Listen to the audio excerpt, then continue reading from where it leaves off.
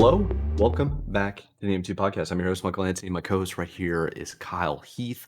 This is the show where we cover gaming industry-related news of the week.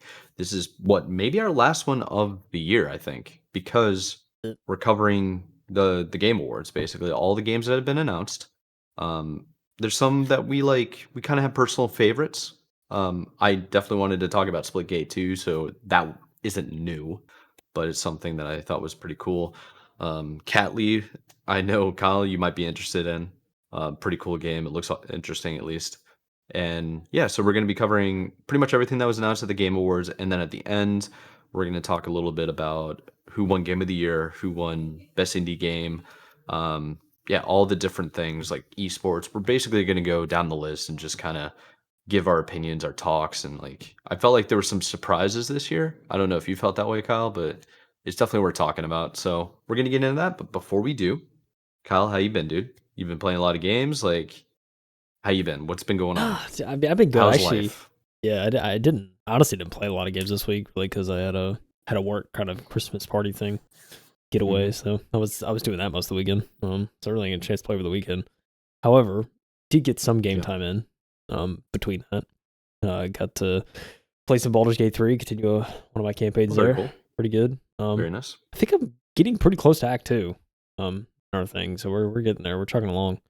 I think we've logged like 19 hours so far, which is kind of crazy. Jeez, dude. Yeah, that's just Act 1, and there's 3 acts, so you could probably do the math about how much longer that'll be. But yeah, dude, no, it's been fun. Kind of doing that. I still have to get that time in. Outside of that, the only thing I played was I checked out Fortnite Ballistic, which is the tactical shooter mode within Fortnite. How was it? It wasn't bad, like gameplay wise. I don't think it was bad. I will say it was somewhat difficult to actually get like full lobbies because I played like maybe 4 or 5 matches. I don't know, at least 3 of them. It was like, I almost like quit out of them because like there was just like imbalanced teams, or there was one that was like it's like 2 people, and then the other's like 6 or like 5, and you're like, and it just doesn't add people, and so it's like there's just no point in playing. That happened to me a few times.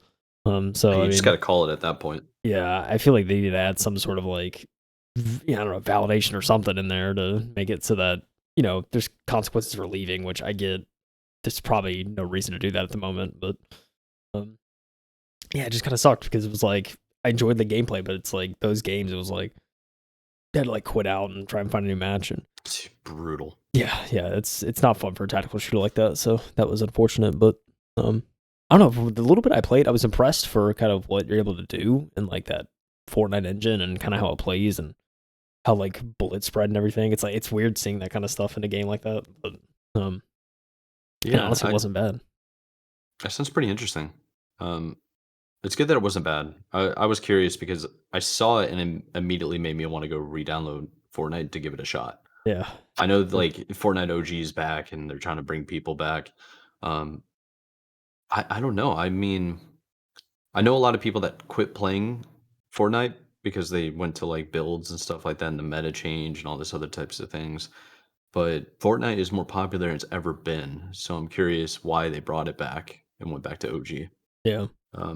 Yeah, I mean, I mean, cool. Just briefly on the OG stuff, I think I think OG did come back. It did come back before, like probably a year ago, and it and it did pretty well, I think, for the most part. Like, or it, obviously it wasn't like the chapter 1, season 1 kind of thing. It's bringing back kind of the older map and stuff like that, and people were pretty receptive to it at the time. I think now though, from like the streams I've been seeing, like I haven't really played just because from like the streams I've been seeing of like friends that have been playing it. It's like it's kind of just especially with the build. It's just like, it's kind of what I suspected would happen. It's like you have all the really good builders and people who just never got off the game, and so you get these lobbies, and it's just like, it's like you're playing it. And don't get me wrong, like double pump and all that, really cool that's back, but it's just like, oh, that's a good point. Yeah, I didn't think about that. It definitely is a total sweat fest. I don't know. I definitely still think I'll get in. I'll probably get a few games in at some point just to be like, hey, at least it was just to get that nostalgia hit, and then I'll probably end up quitting out. But I don't know. It's cool to see. I think the idea of just bringing back that kind of OG map, OG guns and everything, I like the idea of that. So it's definitely something I want to at least like dip my toe in just to get that nostalgia bump, and then it's pretty sick. there. So yeah, I don't know, but Dude, games wise, that was really all I played. It's really just those two things. I don't think I touched anything else. I want to get around to Indiana Jones. I'm definitely gonna be doing that during the break that we have. Same. Actually, That's on same. my Yeah. list. So, yeah, dude, especially it's gonna be nice. I think to get kind of this time off and just chill out and play some games. So, Dude. Yeah, I think we both need it too. yeah, yeah, We talked definitely. briefly. It's like we're stressing. Yeah, I think Just gotta chill. both of us are ready Yeah. for some downtime for sure. So I know I am. Yeah. So it's 100%, man. down to chill around the holidays. But yeah, dude. What about you, Mike? Did you play anything this week? What you get into? Nothing, anything really new. I guess. I mean, I've been playing a whole buttload of Marvel Rivals. Oh, there you go. So like, what I've been doing is, in terms of COD, I can't play COD ranked by myself anymore. I will go insane. So some of the guys were all kind of the same way when it comes to that. So a lot of guys are just the guys that I play with are mostly the Halo like old heads, and we've been saying like, okay, let's play ranked together. We're all around the same skill. There's some guys that are like much better than us, so they'll play like a higher ranked lobby kind of game. Um, but we have different channels and voice channels in Discord where we'll join up and just wait for more people to get on. Yeah. So in that period of waiting, it's like I'll join the Discord channel and then I'll go play Marvel Rivals because I used to play Overwatch all the time. It doesn't bother me to play ranked Overwatch or ranked um, Marvel Rivals by myself. I'm totally okay with doing that.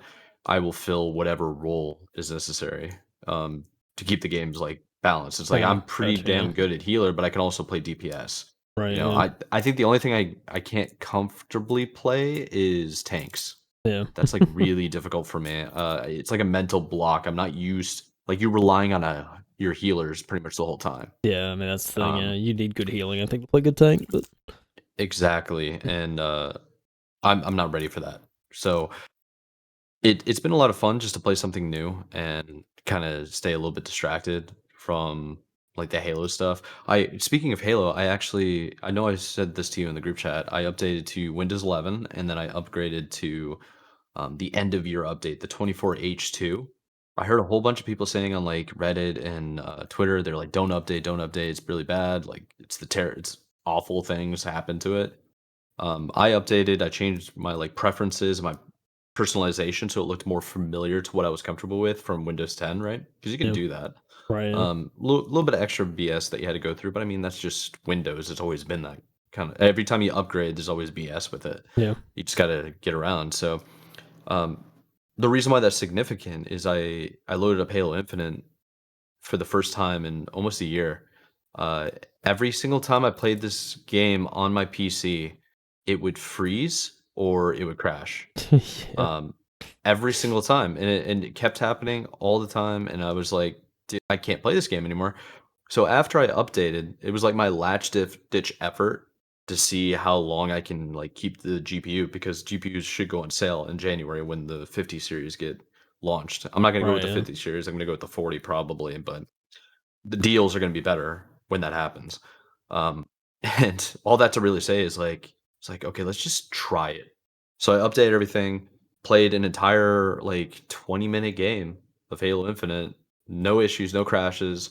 My frame rates were stable. Like I have a locked frame rate at 118. That thing never dropped. It was Okay. just locked Okay. 118, and I'm like, oh, dude, we might be cooking.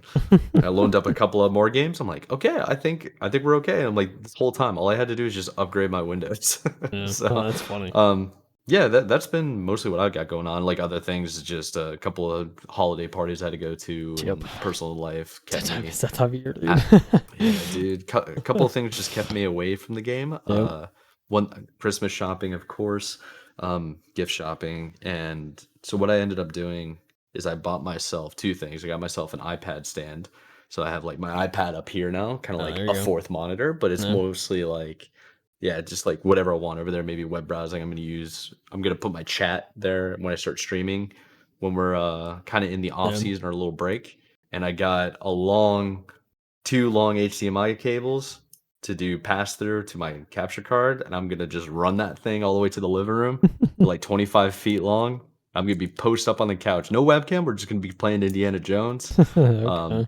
play maybe the game of the year, a couple of games, maybe jump on Elden Ring and stuff. That'd be cool. Okay. All right. I like it. Yeah, I man, like it. Yeah. that's the point, dude. But that's all I got really going on, man. Nothing really actually exciting, which is kind of lame. But I'm looking Same, dude. forward to us to cover like this show because I honestly feel like the Game Awards this year was really really good. I think they spent more money than they've ever had. The performance from like just 21 Pilots has been Dude, stuck in my head it is. since I watched it. It is all That over social media. 'Cause Tyler just killed it, dude. phenomenal. Dude, Tyler was so good with uh, it, right? On the Game yeah, Awards. Like he there were people like I was watching streamers react on YouTube. Like I was going yeah, to YouTube's like compilation of streamers. There's people in the chat that were just like, "Yeah, it's all auto tune. It's all auto tune," or his lip saying. I'm like, "No, yeah, dude, that's his voice. Like yeah. that is 100%." And I think he tried to prove that by doing his signature random Yeah, screams. screams. Yeah. Dude, look. Dude. I mean, if you hear kind of later on when he's singing, like you can hear the imperfections as it gets kind of softer in his singing, and so it's like Oh I don't yeah. know, man. It sounds pretty. It's people haven't been to a 21 Pilot show, and it shows. No, no, no, Like no, no. it's, Yeah. dude. They're I've seen, missing out, man. dude. I've They're seen him missing out. live 4 or 5 times, dude. It's Dude. he's legit. I'm It's just saying. Like, Dude, there I just love his progression. Like we can totally nerd out and make this entire like yeah, 2 hour episode about 21 Pilots alone. yeah, But I think his voice and his songwriting has matured so drastically. yeah, Because like early on, he never really wanted to sing. It was mostly him just like rapping. yeah. And then it's Exactly. been Yeah, progressively like getting more and more. And it's like I heard the line, I'm like, bro. And you find the story behind it. It's like written about his grandma that he was in the room with when she passed. And it's like, yeah. bro, Dude. Yeah. like that Talks is about deep stuff, man. that's super deep. And I'm like, I'm over here just like, dude, I get it. Like the 21 Pilots fan base is almost a cult. They're like Very much so. Yeah. they're Yeah. way into it. And it's like I want to be a part of it. That's how awesome that band Yeah. is. Dude. Yeah. It's dude. Welcome Yeah. me, please.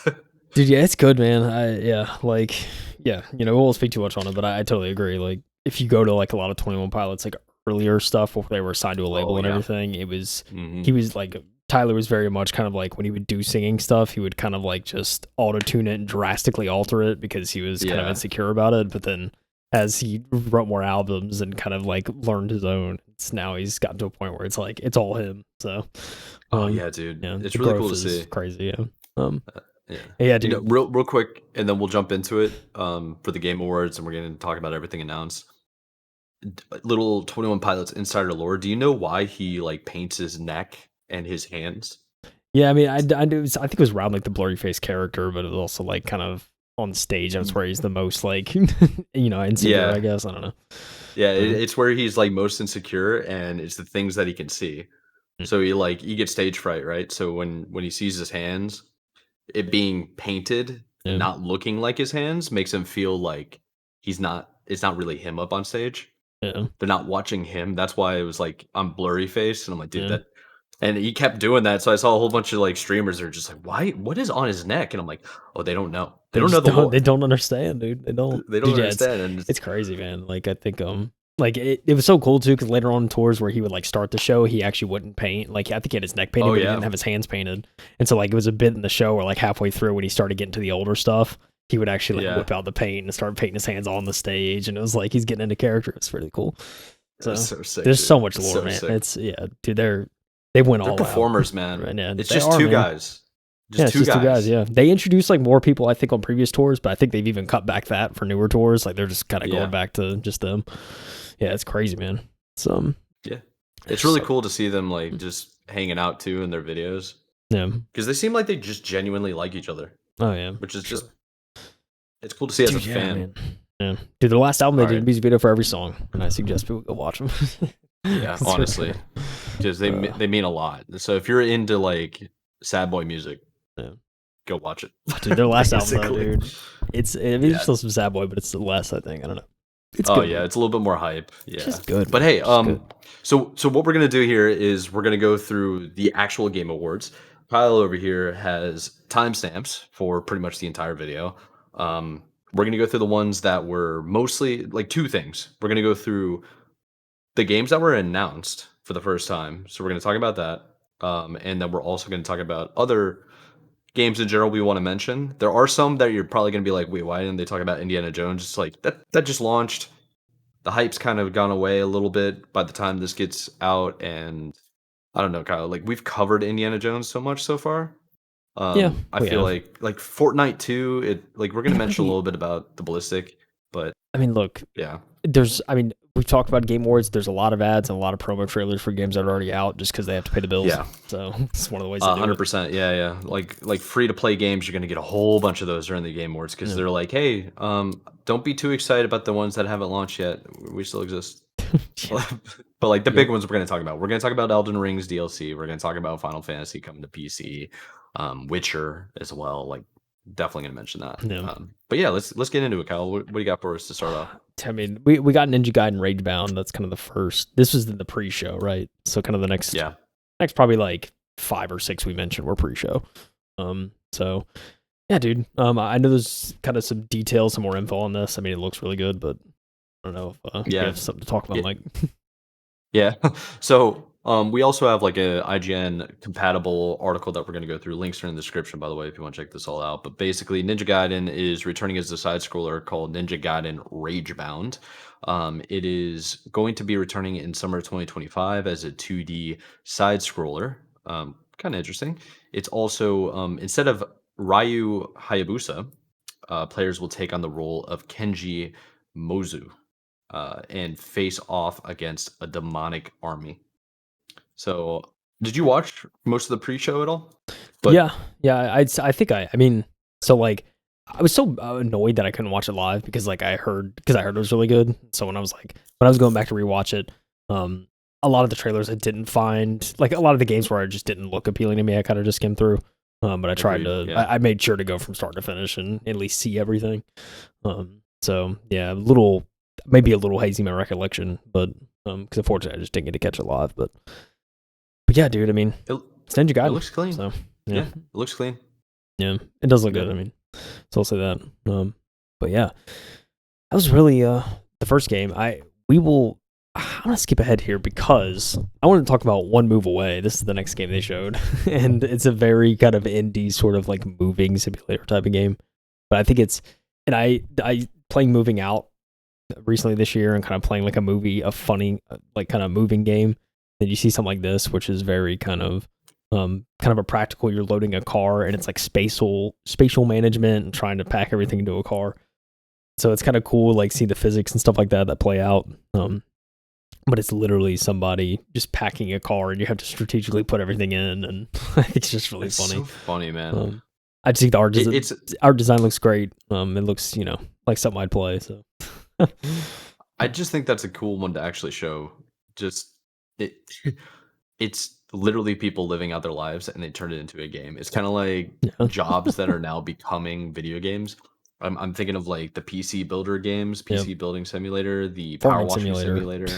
Yeah, Trucking everything, simulator. exactly, dude. The trucking simulator looks sick. I have yet to play it, only because I don't have like the whole rig. But when every time I see people like live streaming on TikTok with the big sticks, Oh yeah. I'm like, yeah, I gotta check it out. I just stay there for like 5 minutes. Like, Exactly, dude. I feel like such a country dude every time I see it. Look at this 18 wheeler, yeah. Mm-hmm. Yeah. Oh man. So this was actually the pre-show, and it's kind of surprising to me considering, I mean, it's Slay the Spire, the sequel, which I was like, okay. I mean, Slay the Spire, I felt like was pretty garnered a pretty wide audience. So the fact that the pre-show was kind of surprising to me, but hey man, Slay the Spire. Yeah. So Slay the Spire 2 actually is a sequel here. It gets an official gameplay trailer, which is pretty sick. For those of you that are watching on video, you can see it right now. But the much anticipated Slay the Spire 2 has received a brand new gameplay trailer and a confirmation it is still on track to release into early access in 2025. Kind of cool to see. They're on track despite all the industry chaos that's been going on. So track, as they say. Mm-hmm. Yeah, well, let's see, we jump ahead. Dave the Diver in the Jungle. All the Dave the Diver fans, please stand up. You got a new expansion coming. Yeah, so this one's kind of interesting. So Dave the Diver in the Jungle is a new expansion coming in late 2025. So Dave the Diver is headed to the jungle in a brand new expansion set to arrive in late 2025. A quick trailer gives a glimpse of the adventure ahead for the favorite deep sea explorer, sushi restaurant manager. Kind of an David interesting Diver. take. Yeah. I've always loved the art style Did of you David ever Diver. did you ever play it? I've never played it. There's a lot of people that have though and love it. I know that. Yeah. So, it's an interesting art style. It's kind of that old kind of pixelated I was gonna kind say of it's like style. very digitized look. Yeah, Like, very much. but it's clean though. It's Yeah, one of those things where some people might think it's really retro, but then it's pretty solid like quality, I yeah, think. yeah. I mean, I think just kind of seeing that art form. It's you definitely don't see this often. So yeah, No, it you looks good. don't. Looks pretty good, Mike. It's not all about the graphics. You don't need the highest end stuff, man. You just need a good story, a good game, You good really don't. mechanics. And listen, after Cindy Goodman talks about a State Farm ad, we get into the next game. Get that health insurance, boys. Thick as Thieves. Nice This little one's multiplayer game. interesting. This one looked pretty cool. Yeah, so let me read this little segment over here on IGN. So, Thick as Thieves, first look. It takes the spirit of the classic Thief and makes it multiplayer. So, game design legend Warren Spector, so think Deus Ex Ultimate Underworld, is leading the charge on a new multiplayer game called Thick as Thieves. And we had the chance to speak to him about it and see some early gameplay, says IGN. So the game is being described by lead designer David Dono, I guess, Dono, yeah, as a thief versus thief game or a contest of craftiness. What if your opponents weren't just guards and traps? The question is. So after watching about 5 minutes of gameplay, IGN can also report it looks a bit like a game Thief, but with a much faster pace. Remember that game, Thief? Thief, yeah, I do. Yeah, it was pretty cool. These graphics are pretty smooth. They look pretty sick. Yeah, I like the art style. yeah, it's The smoke looks really, really good. This just cinematic in general looks nice. If that's yeah, gameplay, dude, this could be a bop. yeah. But it looks good. I mean, it reminds me a lot graphically of like Dishonored, Team Fortress, that kind of like Oh yeah. cartoony kind of like cartoony, but kind of very I don't know how to describe it. It's a very kind of like interesting animation, but if you know those games, it's very similar in that way. I say Dishonored in terms of like the setting is kind of very gives me and like the kind of perspective, the POV and stuff's very like Dishonored. But yeah, like Team Fortress is probably more accurate in terms of graphics, kind of how it looks. So yeah, I mean, it looks interesting. I think the idea of like a multiplayer kind of thief versus thief game, I think would be pretty cool. So I think that's kind of new. yeah, It'd be interesting to see. It's like not just all this, I don't know, hyper competitive shoot 'em kind of thing. It's like you have to be versatile. Every single one of the heroes, I guess, or villains, thieves, yeah, probably the actual term. They all seem to have different abilities, probably yeah. based on their names. So it could be really cool what happens here.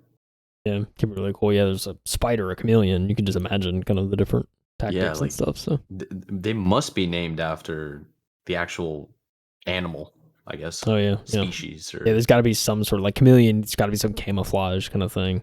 Spider has got yeah, to be some like sticky web kind of elusive. I yeah, don't know. So yeah, looks pretty good though, nonetheless. So yeah. I like it. Very cool. we skip ahead, Mike, to good old Shadow Labyrinth. Oh yeah. Shadow Labyrinth. So this one I didn't know much about. I'm gonna read this one from IGN. So the secret level Pac Man episode is getting turned into a Metroidvania with Katsuhiro and Harada producing. So I know I butchered that name, and I feel bad that I did, but I've heard it before, and it makes me embarrassed to say that I don't know how to pronounce it. But anyways, the full description is Secret Levels Pac-Man episode is getting its very own game called Shadow Labyrinth, and it looked to tell more of a story of this darker and edgier version of the iconic arcade character. Players will still be running around a maze and trying to eat to stay alive like the original, but this time around, it looks like to be more of Metroidvania style game. Shadow Labyrinth is set to release in 2025, and Tekken producer, that's why I know the freaking name. My bad. Katsuhiro Harada is one of the talented individuals on the team. So cool. Yeah. Got some backing that could be pretty serious here. Yeah, for sure. Yeah, it looks I mean, hey, there's one Metroidvania guy on this pod that loves these kind of games. That is Mr. Mad Mike. So, is anyone it appeals to? Yeah. Definitely something up your alley, I think. Graphically, it looks awesome. Looks very sick. Very, very cool. Very colorful, very kind of dark. I don't know, I like it. Looks pretty cool. I don't know if I'll play it. Maybe someday. Maybe if I feel like someday I'm just gonna hit a Metroidvania kick, and I'm just gonna be like, all right, here we go, we're in. But I could definitely see you doing that. If you're just like a rainy day, you got tired of playing like really intense games, and you just want to be chilling on the couch, that's when it happens. Loading up Shadow Labyrinth or Ori or something, dude. Yep, and then it's over. There you go. You're not playing a shooter for at least a month when that happens to you. It's over, dude. All right. So yeah, we there's a lot of in between. Kind of we skip ahead here on our side. There is, yeah. A lot of smaller games, a lot of stuff that didn't really catch our eye. So if we skip ahead a little bit, we got Rematch, I think is what title of this one is. And I don't know, I thought it was worth mentioning. I think it's because it's an interesting kind of take on a soccer game, I feel like. It's very that's not FIFA or Football Manager or anything like hyper realistic. Yeah, exactly. Yeah, it's not hyper realistic too, which I think kind of adds to it. I don't know. It seems like it's one of those games that there could be a bit of a skill gap here, kind of the way you play, because it's very sort of it seems very kind of like I said, it doesn't seem hyper realistic. It's I don't know. It seems like you can like do some cool stuff pretty easily, you know, if that makes sense. You know what gives me the vibe, like just the way it all looks and kind of cartoonish and a little bit over the top, is that dodgeball game. I can't remember what it was called, but it was very popular for maybe like 2 weeks, and it was a lot of fun. Oh yeah, I think I know what you're talking about. I forgot the name. I can't remember it, but I could see this popping off and being a lot of fun. And with that's gonna like how FIFA isn't a thing anymore, it's like EA Football or whatever, FC or 2020 whatever. FC, yeah, it's maybe this could be an opportunity for an entirely new concept on the game of football. That dodgeball game's been desperate. Bug me now, dude. I know exactly what you're talking about. Just kidding. Yeah. Let me see if I can find it really quick. Dodgeball video game. Let's see. Sure enough, it's got to be here, right? Knockout City. Boom. Knockout City. Bam. That's it. It was really fun, man. It was really, really cool. Yes, interesting game. The problem is just when your friends stop playing, it kind of kills it for you. Yeah. Yep. It's for sure. It's for sure. Yeah. Listen. But this one's a good catch. I was actually saying, I was like, I don't really want to talk about it. And Kyle was like, no, we're talking about it. I think the digitized backgrounds and stuff too, you could playing in different environments, that Rocket League kind of vibe. I don't know. That's exactly what I was thinking. The background reminded me exactly of Rocket League. I'm sure they took some inspiration. That game's very successful. Yeah. Oh, it's an online game. I'm interested to see kind of, you know, if it does well. It looks interesting, but yeah, so that's what we had the kind of pre-show. So you get into the main show. Yeah, and they start off with a bang. Oh, dude, right off the rip. Right off rip, dude. Pretty much at the start of the show is and before we even get to the games, there's Troy Baker came out with Todd Howard, and there was kind of Indiana Jones sort of references and stuff like that, and then all of a sudden there's a big surprise, and what do you know? Harrison Ford, the OG, is there, and so the crowd goes crazy. The GOAT, man. Standing ovation. So it's cool to see that they announced a game. I'm trying to think about what they announced. Let's skip ahead here. What do we got? Best performance they announced. Yeah. So it was rightfully deserved. It was Hand to Tell, wasn't it? I think so. Yeah. It was Senua's Saga. Oh yeah. Sorry, that's what I meant, because it was like that's a very intense game and story. Yeah, it's very well done. It's a different character, that's for sure. It's not a typical character you see in most games. So yeah, very different. So but yeah, cool to see that. It's kind of an interesting little story. Yeah, you see that? Yeah, Harrison Ford. Imagine getting handed a war by the Go, dude. It's crazy. Dude, that'd blow my mind. You just got it from Han Solo. You got it from Indy, dude. The Indy. Oh yeah. The Indy. Dude, insane. Talk about the games though in the show, Mike. They kind of start off swinging. First little game they show off that's here. True. Seeing this, there's kind of a little bit of tease. See good old I don't know. Yeah, you just see you see graphics look amazing. First off, I know it's obviously a pre-rendered thing, but dude, once I saw the atmosphere, I was like, oh my god, it's Witcher. Yeah, I was like, it kind of looks like Witcher. It's an old timey kind of thing. sure enough, dude, Witcher 4, dude, which is crazy to think about. yeah. Like, or we're at the point where we're starting to see previews and stuff. So yeah, the game's pretty far along. So what is her name? Like Kiri? Siri. Is Siri. it Siri? My phone's gonna go off. Yep. Didn't. All right. Yeah. Anyway, so yeah, did see seeing her again. I still haven't played the Witcher 3 or any of the games. I started to go back and play them before this comes out, so I can get the full context of what's going on here because I just don't get it. But yeah, it's so if it's gonna take a while for you to play all the games, I would recommend either you should get an audiobook and like actually listen to all the Witcher. But because it's like there's so many mediums in which you can absorb it, maybe just going to YouTube and getting summaries. Yeah, I'm sure. At least for the first two games. Dude, I don't know. Yeah. The first two games I may not play. I want to play the third, but the world of The Witcher is fascinating, man. And I know there was a whole bunch of backlash about Ciri now becoming the main character in The Witcher. And I just, dude, I don't give a shit.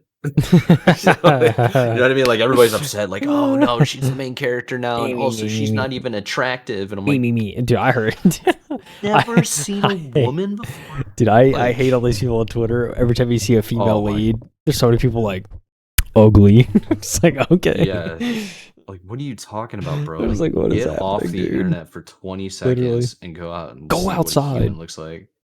Go outside. Yeah, but that's just what happens to people that are chronically online. Shout out if you're chronically online.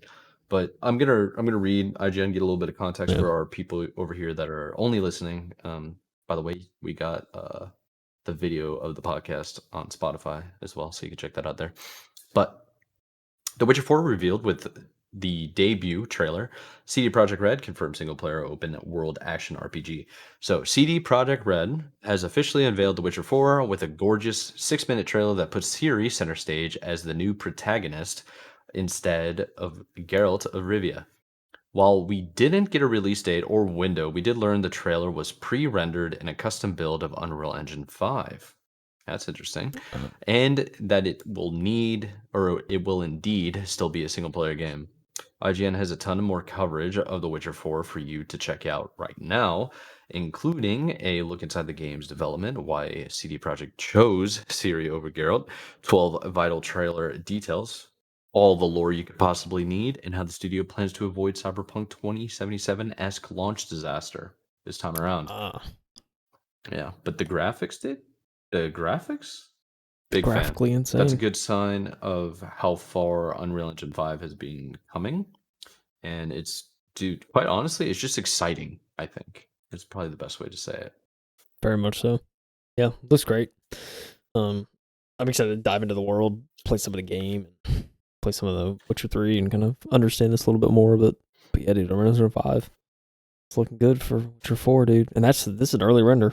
I mean, game's a couple years out minimum, so I mean, it's only gonna get better. It's only gonna get better. Hopefully, it'll be better by release. So,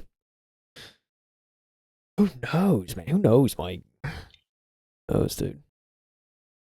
I'm excited for a new story and a new take on the Witcher universe. Yep. It's can be very cool to see. Do you like Elden Ring?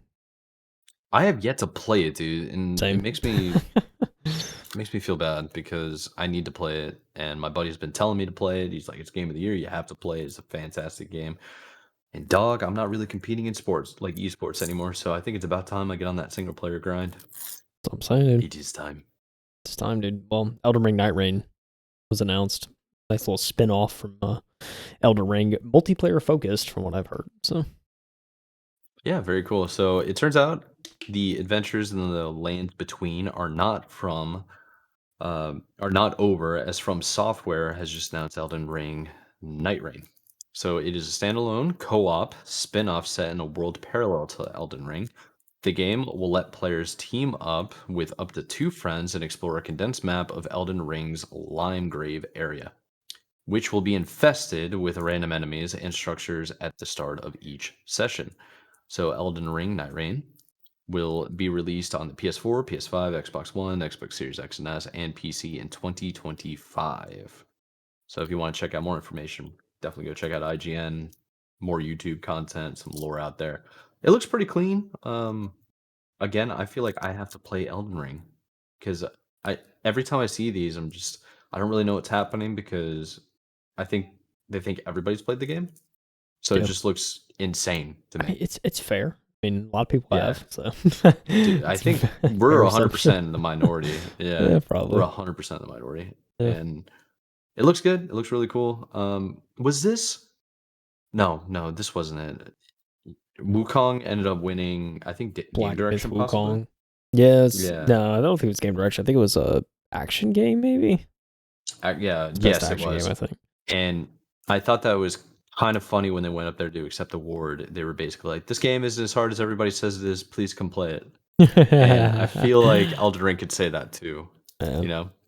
Yeah, I mean, there's a lot to think about Elden Ring, especially from software. And they're like, listen, get good, bro. Like, sorry, there's no Yeah, difficulty that's slider. the one thing they believe in. Oh, Just- you're not good enough to play. oh, Well, that sucks. just get better. Like, what's the problem? Yeah. I don't know. Elden Ring always looks insane. The combat's legendary. What can you say, dude? If you want a tactical game where you really have to think, strategize, there you go. Play Elden Ring. Yeah, yeah, very cool. What else you got for us? What's next on the list here? What's next, you say? What's It's funny next? you asked. Funny you asked, because we have some Final Fantasy VII. I saw this and I was like, this game already came out. And then further on, it was like, oh, Exactly. PC release. Makes sense. So Exactly. Yeah, we're gonna see a lot more of these. I mean, another one that I don't think is on our list to talk about, but Last of Us 2 is gotten a launch date to come to PC. yeah. But basically, what's been going on is the PlayStation titles are coming to PC at a later date. So Yep. for Final Fantasy VII Rebirth, it's been announced officially. It's coming to PC January 23rd. So get ready for that. That's 2025. So a handful of weeks now, basically like Yep. a month. Uh, so that'll end up being less than a year, okay, from its launch on PS5, which is a pretty big deal. The PC version will include numerous enhancements over its console counterpart and will obviously open the door to mods and more. So get a PC, boys. Gotta get a PC. To PC. Footage captured on PC, and then it talks about reviews in the trailer, and then there's little subtext. It's like reviews for the PS5 version. So it just gets PC version stinks. Look, it's not Yeah, reflective. 100%. I'm still good. Oh, one thing to possibly mention, and I'm it's a little bit later. I'll bring it up later. Don't worry. There's another I see. announcement that is about Final Fantasy and Tekken. So we'll come back to that in a bit. Yes. Very true. All right. Listen, we move on. Like Indiana Jones, but guess what? The game's out. We'll talk about that. This is what we're talking about now. Catly. I don't know, dude. There's a cat in this game. I play it. I don't know, man. But listen, there's cats. Dude, the graphics are pretty cool. They're pretty cool, man. It's cool, man. I mean, I wanted to talk about it mostly because it just looks nice. It's Yeah. very interesting. It looks like there's a lot of personality. They're definitely exacerbating, I guess, is the word of the personalities on the cats. Yeah. It's like you got a young cat, you got an old cat, you got You got the lazy cat. little, You got the yeah. So it dude. makes you wonder. It's like, what could this possibly be about? And then it shows a human that's being I don't know, is Customizing it, VR? creating Yeah, yeah, creating their own. customizing the entire thing. So it's basically if you're a big fan of cats, this might be a cool game to just mess around with. Huh. I felt like it was worth mentioning. Yeah. Graphically was cool. It's probably pre-render, but hey. Cats, man. What can I say? Cats. Path of Exile. Never Yeah, played Path it. of Looks good, Exile but 2 got a trailer and is going to launch, but we covered that earlier in the year. Yeah, because they were adding some functionality to it. I think it was like everyone was requesting. So see that. Let's do. We move on. Ready for a mysterious game? Mysterious game like for the creators of Ico and Shadow of the Colossus. The Last Guardian, dude. Dude, this is. I'm glad we added this one in because we could speculate on anything, but I don't know. It's like they combined, and they're like trying to take Shadow of the Colossus and also doing something with The Last Guardian. I never played Ico, so I don't really know what that is. Yeah, I didn't either. But this is like it's nothing super groundbreaking, but because these stories and who made like Shadow of the Colossus and The Last Guardian, you know it's got to be important. Like they always seem to have a proper story to tell.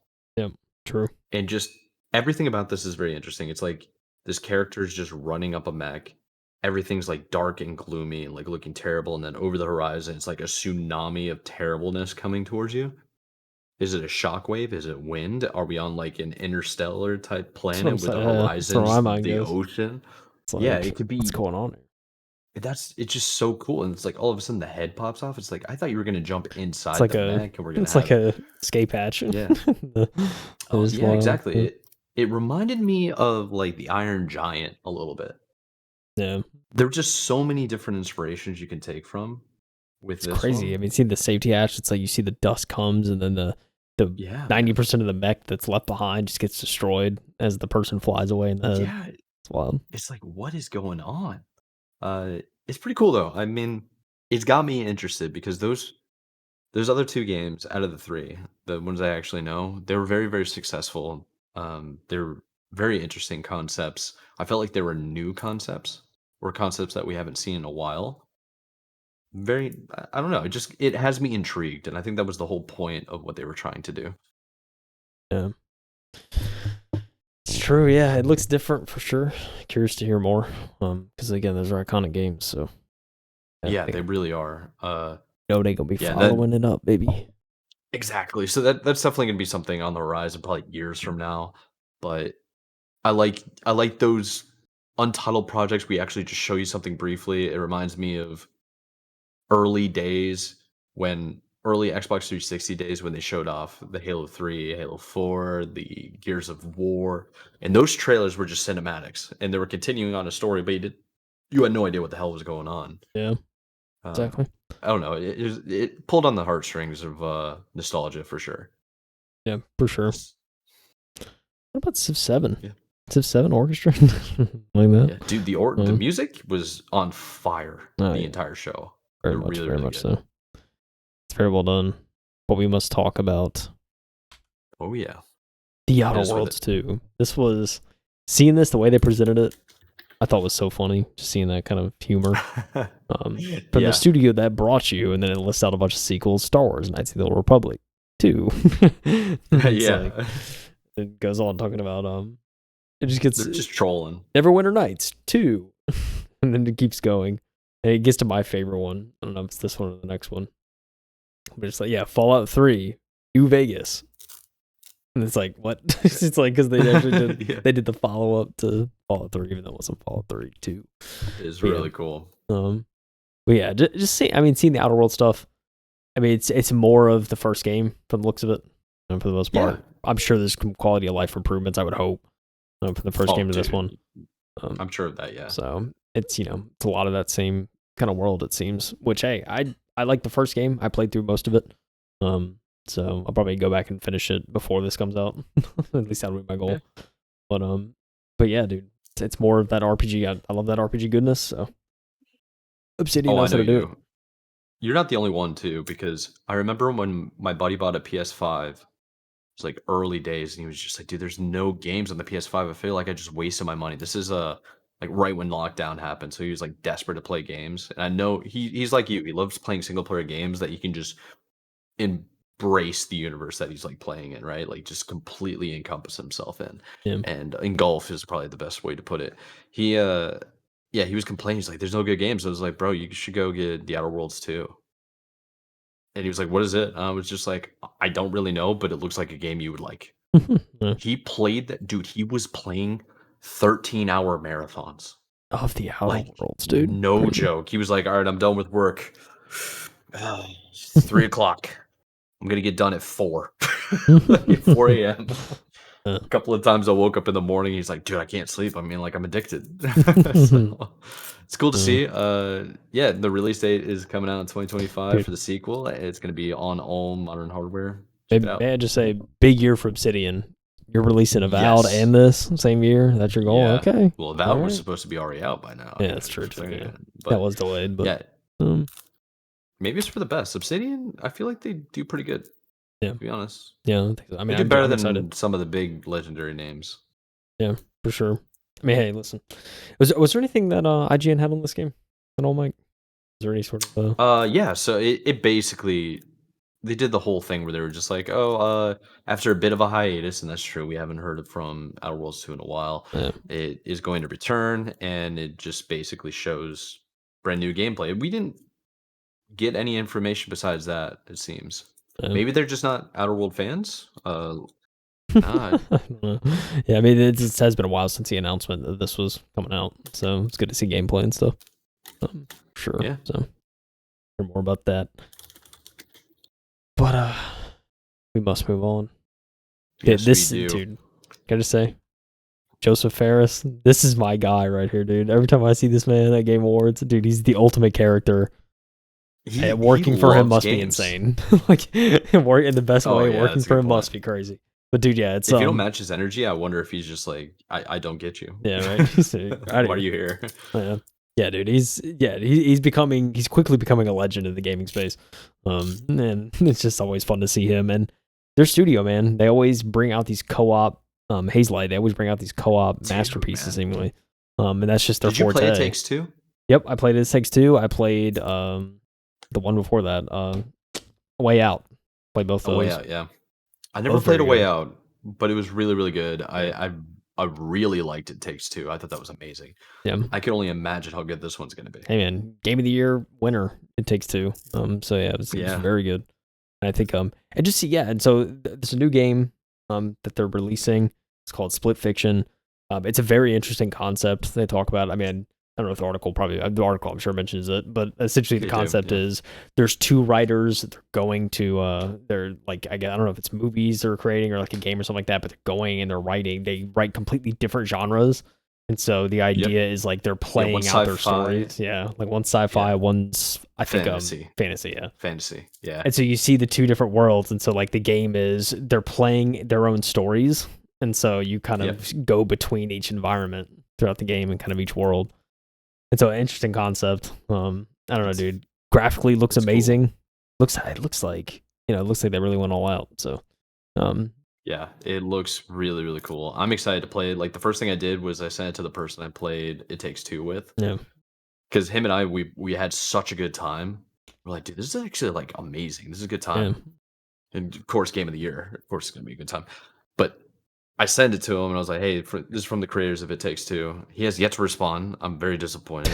We played Marvel Rivals together. Probably should have brought it up. Like, Split Fiction looks pretty sick.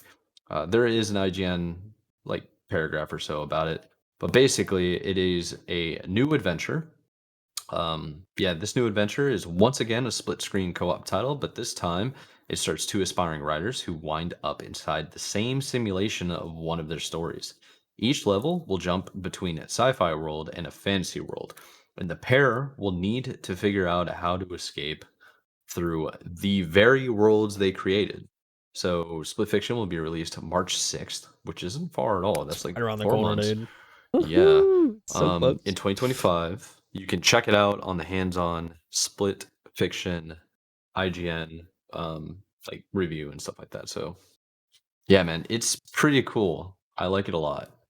Yeah, I can't wait. You said there's a level where you can play as a pig and then you turn into play as a hot dog, dude. Oh yeah, dude. Oh, dude, yeah. Couple of glizzies. It's really good. Dude, yeah, man. It just it looks amazing. And I love Hazelight. So I think I have trust that it's probably gonna be good. So it's gonna be a fire game. It's gonna be really, really good. And anybody that doesn't want to play it is gonna be missing out. I can tell like right away. Yeah. There's just so many different aspects of it because it's not, you can't say it's like it's set in a sci-fi universe because it's also set in a fantasy universe, and with fantasy it can be anything. With sci-fi it can be anything, and that's probably why this man's so excited. Yeah, for sure. I think the best part about this too, and he was very clear about this in the presentation, is like it's how they've always done it. Like if you want to play with somebody, you only need one copy of the game. You don't have to buy two. So like one person gets it, you just can immediately share it essentially with someone else. Yeah. Which I think is awesome. It's like they don't force you to buy two copies. So I mean, I give them credit there too. That's the right way to do it. Yeah. That's super awesome. But dude, his shirt too, like I want that shirt. So sick. I want that shirt, man. I thought it was like a short sleeve shirt, like how I have on, where it's just kind of like ridiculous but short sleeve. I gotta buy one of those and wear it on the pod for sure.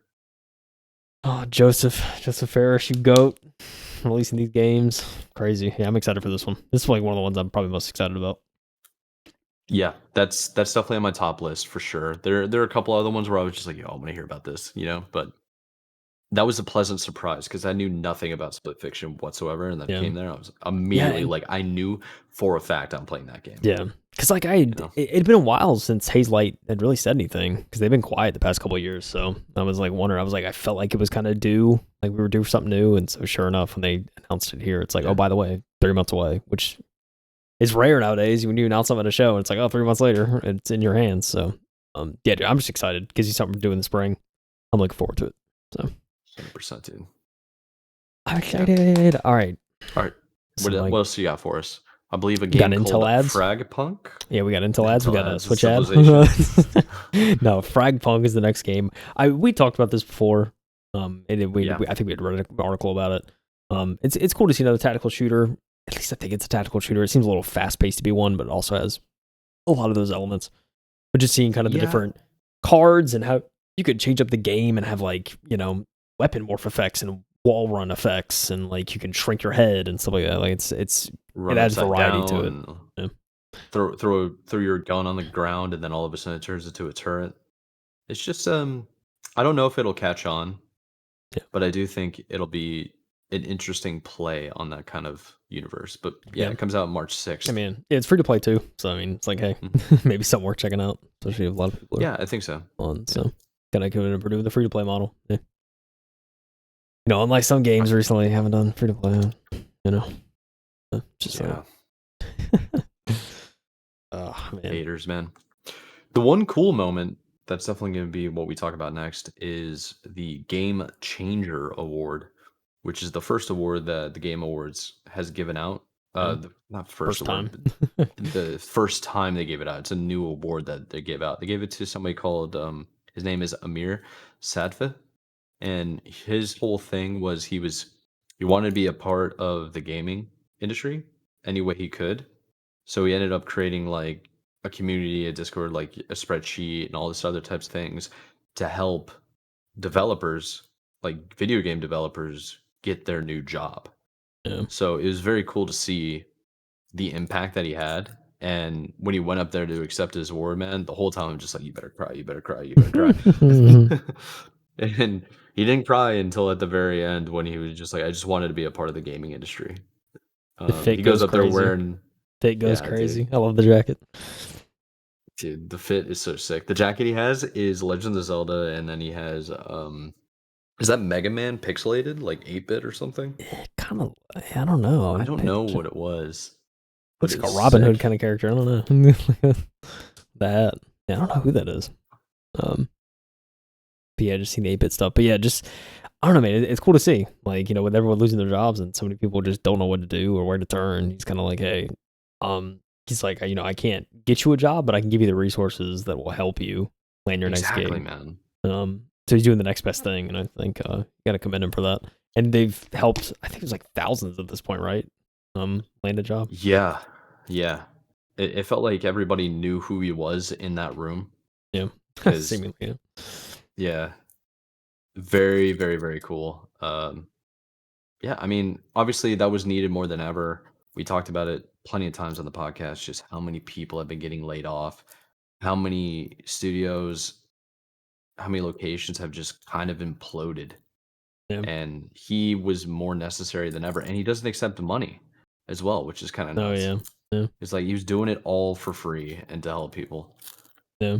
Those are the They, people that deserve awards. they cut to people in the crowd too. You see some people in tears and just like, man, this is like like it's crazy. It's awesome to see. Oh, yeah. So yeah, dude.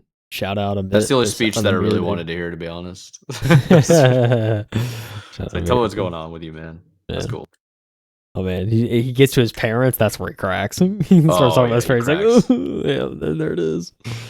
That's the parents, the waterworks came and oh man, yeah, awesome to see though. Shout out Amir, Very- man. That's a very cool thing that he doesn't have to do, but very does cool just because he wants to help people and be a part of the industry somehow. So there he goes, getting his recognition. Got a game award. Look at that. so sick. Shout out, dude. Well deserved. So sick. All right, so how about we jump into this next bit? There's a whole bunch of games that we just passed, but yeah. So Gearbox Software announced or revealed the first gameplay footage of Borderlands 4. It included an epic battle, a claptrap, a potential look at the playable characters, and much more. So I just love it how this man comes up from obviously one of the developers, one of the studio heads, probably. I honestly don't know who he is. I know he introduced himself and explained who he was. That's my bad that I don't Randy remember. Pitchford, founder of Gearbox. Founder of Gearbox. Yeah, I should know that. He basically goes up there and he's like, "Yeah, we've been working on something really awesome." The shoes, though. All right, sorry. The shoes go hard. Sparkly shoes.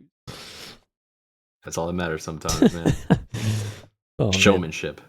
The whole thing is pretty cool. He is a character, though. I'll say that. He comes off as quite the character. So. Oh yeah. Not in a bad way, but just seems like, when you're a founder of a company, you got some charisma, you got some riz about you.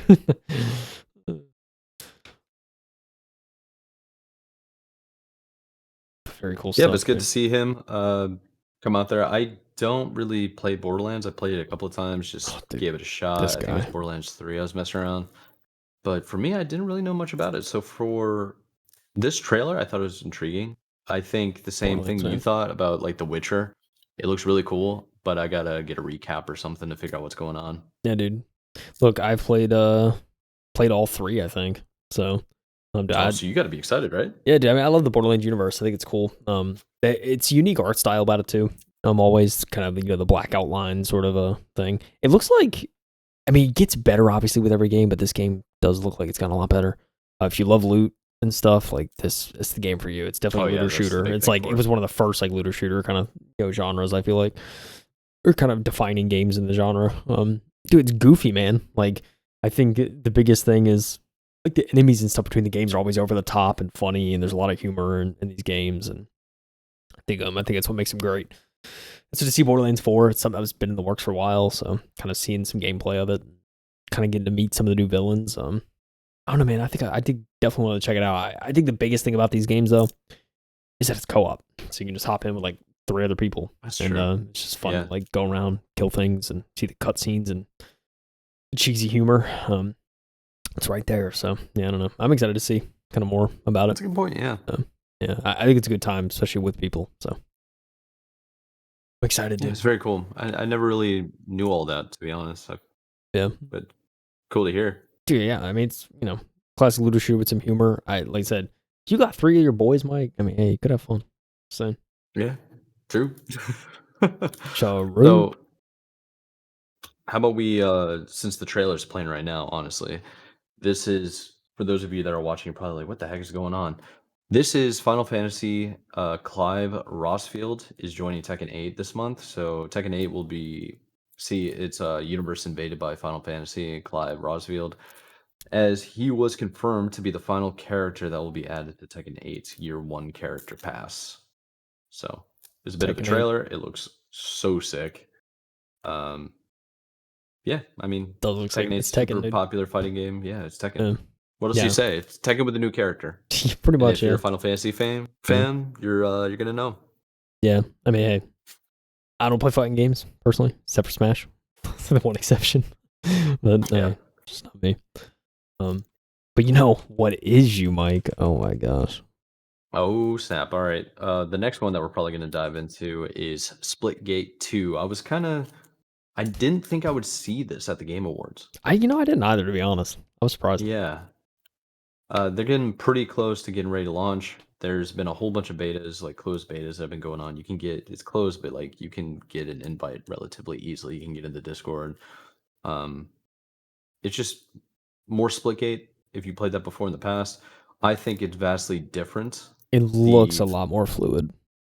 Yeah, it's more fluid. It's definitely, I mean, this is kind of cinematic, but the maps are what matter to me more than anything. Yeah. And I'm curious how they're going to combat, or like how they're going to be able to keep the current fan base that plays Splitgate, but also dumb it down a little bit for more people to play that may have never played Splitgate before. Because there's a lot of stuff online where, especially Twitter, people complain is like the portals need to be nerfed. I'm like, if you think the portals need to be nerfed now, you would have gotten smoked You gotta the first get SplitGate. good, bro.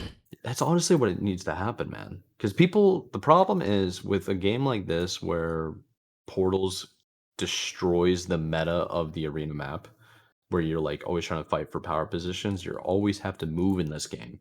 And you can move from one side of the map to the other, and you can do gravity defying elements by using your momentum. It's not easy for people to take out that like classic arena shooter brain and realize that this is completely new. You know what I mean? Yeah. Like some people are just gonna get smoked because they're like, oh, I keep getting shot in the back all the time because of the portals. It's like, well, if you knew how to use the portals and you knew where the angles were, and you would never get shot in the back, you know? Like the Right. time to kill is pretty long. You should be okay with this, man. I see people play COD, they get shot in the back all the time. They die in less than a second in that game. It's just different, I think. It'll be interesting. I hope people can give it a shot again because this could fill the void in the arena space right now, in my opinion. Oh yeah, I think it could too. I mean, it looks like I said, the gameplay itself looks a lot more fluid. I do agree with your sentiment Yes. though. Kind of, we're new players. What's that skill gap going to be like? how inviting Yeah. is it going to be? Could be some concern there for sure. Other than that, man, dude, I don't know. I'm excited. I'm definitely gonna check it out. So Yeah, the game changes drastically when you have more than 2 people in the game that know how to use portals effectively. I can imagine. Because not everybody can use the portals at the same location. That's one of the balancing effects. But if you don't use the portals, you're gonna get smoked. Sorry. Exactly. But That's what. yeah, Changed. what else you got for us? There was another one of Sega. Different, you know what I'm saying? I mean, just real quick, I have to mention the arcane, the arcane music, dude. I gotta mention it. Just real fast. Oh my! I mean, come on. It was all fire, man. Dude, everyone did well. Everyone everyone singing beautifully, and it's crazy. Even made Jeff Keighley get a little choked up afterwards. He was talking about it. He was like, he got to him a little bit because the emotion was in this performance. Was definitely there. It's making me go back, and I have to rewatch Arcane now.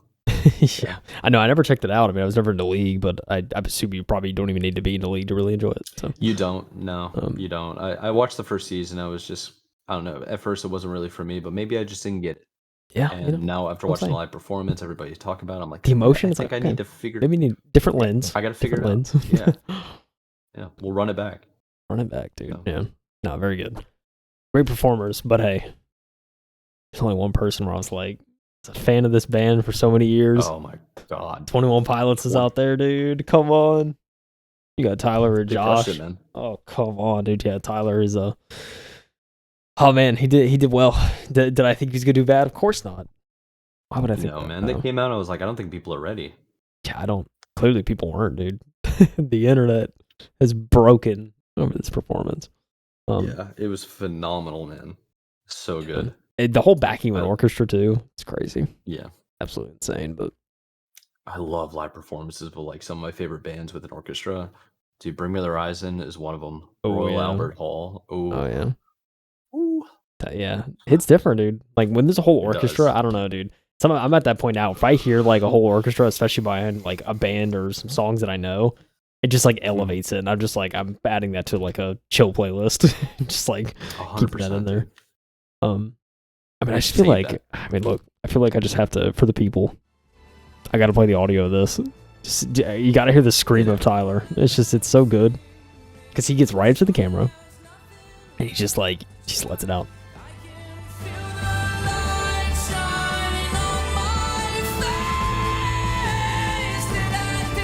Broke the internet. Destroyed it. Yeah, and then he just gets all soft. Just come on. It's just the drums so good. Josh killed it. The orchestra and then piano at the end. I love Josh Dunn because he doesn't need to do too much. Yeah. Yeah. Just like, let me just bring my small kit, only the things that I need to use for this song, and let's just jam. Yep. Very cool.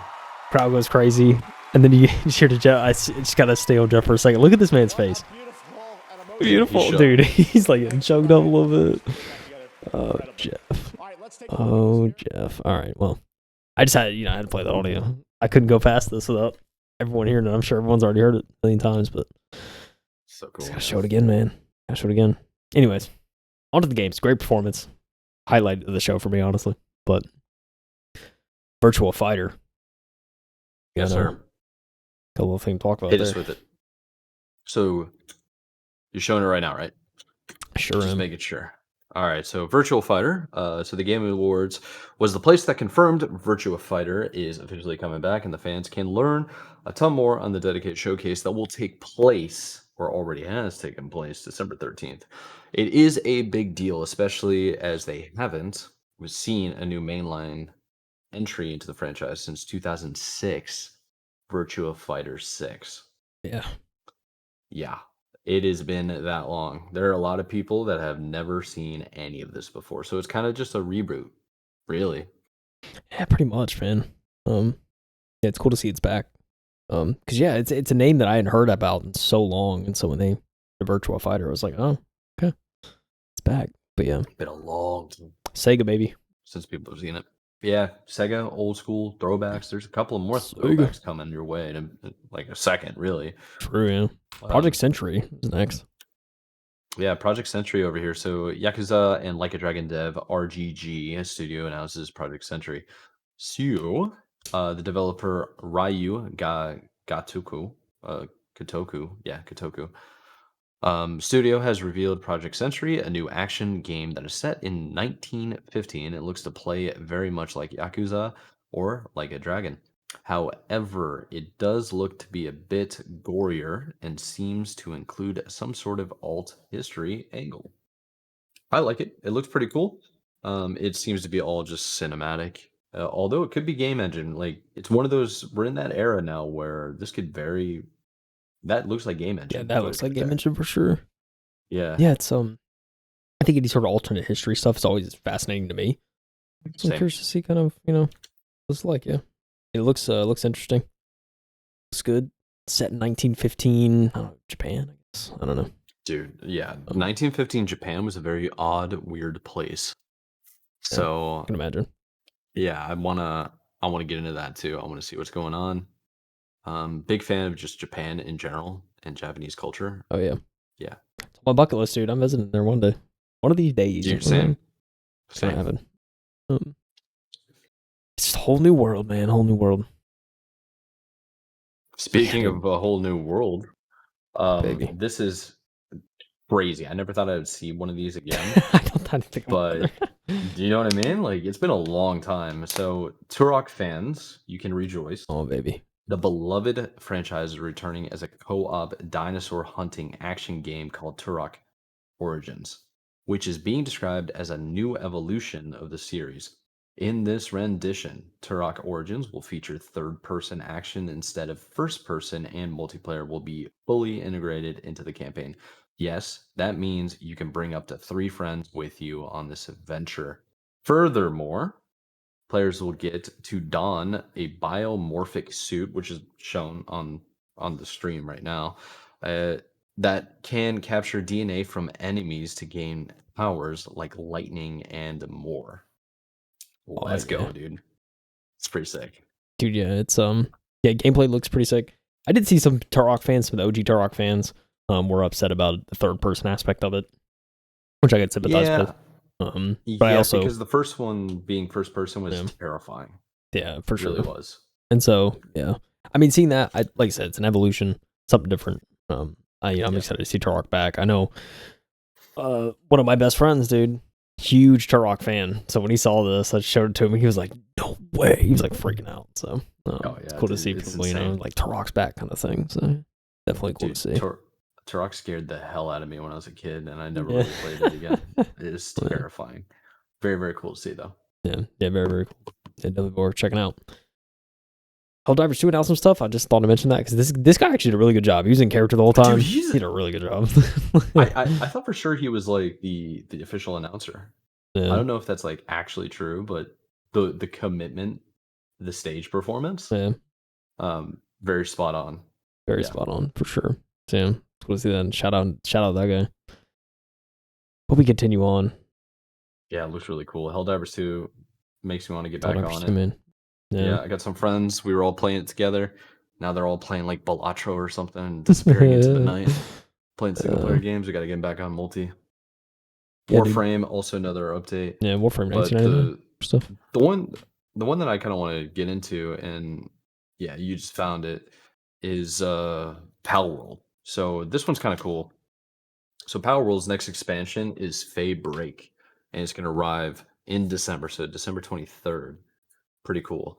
At the Game Awards, Pocket Pair also revealed a new trailer that shows more of this expansion, the game's largest, harshest, and most mysterious island added to Palworld so far. It is also said to be 6 times bigger than Sakurajima. Yeah, name of the island. So pretty cool. Feybreak. Yeah, I mean, I never really got into Palworld. I played it for a couple hours. Yeah, I played it for a couple hours, man, and I was very disappointed to find out that the world I was creating I couldn't share with my friends because they're on Steam. And it wasn't like cross-platform. Oh yeah, we couldn't cross. Yeah, like, and we also wanted to build like a dedicated server so we could have like everything set up. Yeah, but everything's better with friends, man. Especially a game like this for me. Oh yeah, personally. I mean, yeah, I'm not playing this solo. I will admit that. I mean, I don't know, dude. Seeing kind of the Pokemon-esque kind of stuff. Yeah, dude, I got really into this. I played it again recently, in preparation for this. Trying to get back into it. Yeah, dude, seeing the new world and everything, I think it's fascinating. I will say the gameplay looks like utter dog meat in this trailer, and the frames just don't look good. And I don't know if they're captured on console. That may have been it. I haven't played the game on console, so I can't confirm. But yeah, PC it doesn't run like that. I'll say that it runs a lot better. So no, it doesn't. It runs really, really good on PC. I don't know why it looks like that, but yeah, dude, new mons. Kind of seeing all that. Kind of seeing the new pals, I guess you should say. New pals, new world, new everything. I don't know. I'm definitely gonna check it out. I think excited. Looks good. Very, very cool. Looks good. What else we got here? So we got. Oh, this is gonna be big news for any of the Capcom fanboys. Oh yeah. So after years of fan outcry, Capcom is officially bringing back Onimusha in 2026. So a couple of years, but hey, you get to hear something, which is nice. While we didn't get to see too much of the game, fans of Onimusha were treated to a look at the new adventure that will be here before we know it, is what IGN has written. Did you ever play Onimusha? I've heard of it, but did not play it. I'll say that. Yeah, I'm about the same. More so like I had a buddy that always played it for a long time. I think it was one of those situations where I like to watch him play it more so than me play it at all. Yeah. But it's really cool to see. I swear, we're getting into the era of like samurais at this point. Oh yeah, very much so. Yeah, it's very, very cool. Dude, samurai fighting? Come on. 2026 Onimusha. Yeah. Yeah, we got Sekiro. We got Assassin's Creed Shadows. Everyone's just going to feudal Japan, baby. It seriously is. That's what it feels like at this point. Yeah, for sure. It looks cool. Capcom comes out and they basically talk about it a little bit, and then a little bit more about awards. Squid Game. Yeah, some awards and Fortnite stuff. Squid Game stuff. Yeah. Fortnite. You could probably talk more about this one. Yeah, Fortnite Ballistics. Yeah, I felt like we should include it because I did try it out. Again, gameplay wise, I was actually pretty impressed, especially in this engine, kind of with how it played. I think again, I think the whole matchmaking thing I wish was better because it was like it took a while to get into games, and sometimes when you're in games, there wasn't a whole lot of people. So yeah, it was very weird. Just aren't interested. Yeah, and it's early access thing, so I guess I expect that. Could be it too. Yeah. Some early access stuff, but yeah. I just kind of wish there was some better stuff there. But I mean, it's fundamentally, I think I was impressed with kind of how, again, in that engine, how it actually played. So I will say that. And then, we got Squid Game, dude. Ding, ding. You wanna? Dude, you gonna turn it on? Ding, ding. Dude, Squid Game was so cool. I'm really excited for the second season. Which is that coming out in March? It's soon, I think. Dude, isn't it? I think it's soon. Tell me it's out right now so I can just like December. I know there's like a game coming out this month that was around Squid Game, but I don't know about the show. Actually just Squid Game season 2, buddy. December 26th. Oh, it's Boxing Day. Boxing Day, dude. That's actually pretty crazy. Yeah, I mean, dude, so it's hard to think. Can you believe that was 3 years ago? Season 1, crazy. It's Jeez, 2021. man. It's Holy insane. crap. It took 3 years, man, to make this. Dude, we're That's old, man. nuts. It's nuts, man. Yeah, dude, I was mid 20s, dude. Now I'm entering my late 20s. It's crazy out here. Bro, I don't even want to say how old I am. Oh man, it's just it's wild. It's crazy it took this long to make. So it makes me wonder what's like. I hope it's good. It took this long to make. Oh yeah, man. I mean, the trailer itself looks pretty good. So, yeah, Squid Game Unleashed. It's a Netflix game, but then the show is season 2 is a week after that or so. Yeah, I love the concept just in general. It's very, very cool. Yeah, so playing a game, it looks sick. It's just gonna be exciting. Yeah. For sure. But Snoop Dogg comes out there and he starts talking about his game that he's working on. Yeah, he's got a studio now. Cool. Mm-hmm. Yeah, dude, it's yeah, dude, it's awesome. I love Snoop, man. Snoop's the man. He really is. We move on. Yeah, is this We the got action? awards. I'm pretty sure, right? Yeah, Action I award. think this was best ongoing Best game. ongoing game. I was surprised who won this. Ongoing game. Helldivers 2, man. Yeah, dude. Shout out. Helldivers 2. It's awesome out of all that. I mean, you're competing against Destiny 2, Diablo 4, Final Fantasy, what is that? 14? Yeah, 14. And then Fortnite. Yeah. I figured Fortnite probably would have won. Yeah. Just because they hit new peaks. It's crazy. Yeah, we talked about Helldivers 2. We're like, oh, they had some issues, but it was kind of PlayStation's issues. It wasn't really their issue. Like, yeah, it was out of their control. So it's good to see that people didn't take that away from them. Yeah, you know? For sure. Yeah. For sure, dude. Let's move on. Yes, sir. Let's hit the next one. We have, to probably no one's surprised, to be honest, because kind of expected it, but Last of Us Part 2 remastered on PC. Which is, it's like you hear remastered, you're like, this game remastered? What do you mean? And then you realize we're approaching year 5. This game being out, it's like, oh. So it's actually been almost 5 years. So, which is, dude, what? Like, I just don't understand it, man. We are officially time flying. It's crazy. It's almost been 5, man. But yeah, I mean, at that point, it's so funny. I see all the memes too. Such about the Naughty Dog games. It's like I've already predicted Naughty Dog's release cycle for the next and up until 2030, and it's like this game remastered, this game on PC, this game. It's just like it's like the same game, just iterated on. I mean, that's what they're doing, man. So, yeah. Hey, Naughty Dog also showed off a different game a little bit later. I was gonna say, that's what I'm saying, man. Like we got a little, we finally got something new, so we'll get to that. Coming. We got some fire coming. Oh, before we move on to the next one, which is going to be Sonic, but what we're going to talk about now is how Last of Us Part 2 is headed to PC April 3rd. Yeah. Just wanted to get that out there. April 3rd, baby. So we see some different Last of Us actors giving out an award, all that. But we'll move on to the next kind of big. Yeah, we'll get to the awards at the end. Right now, we're just talking about the new games, I guess. Oh yeah, we got Sonic Racing Crossroads, Mike. Dude, it's got me interested. I'm a sucker for racing games, but basically, Sonic Racing Crossroads is a new entry in the Sega's racing series and is coming out soon. It says it doesn't have an actual date. It's gonna be on PS5, 4, Xbox Series X and S, Xbox One, PC, and Nintendo Switch. That's pretty cool. If it's cross-platform, that could be a really good opportunity to get more and more people playing together. We don't know a lot of information about the game at all, but basically all we're really given was a very quick look at the teaser trailer. And it showed shadows, not shadows, but shadow in like a black Batman looking sports car. It's looking car tough. Looks sick, man. Car looks sick. Yeah. And I'm hoping, like, my initial thought process was like, I wonder if they could do Sonic mixed in with old school Need for Speed. Something like that, like Underground 2, Most Wanted, something like that. It'd be really, really fun. Oh yeah, for sure. I agree, yeah, hopefully something like that. But yeah, cool stuff. Racing game. All right, moving on to the next one. Another announcement was Mafia: The Old Country. Oh yeah, I know you're excited about that. I really am. I'll Mafia games. Give me your thoughts after I read this, okay? So, Mafia: The Old Country, which is being described as a linear narrative-driven sequel, has received a new trailer and a summer 2025 release window.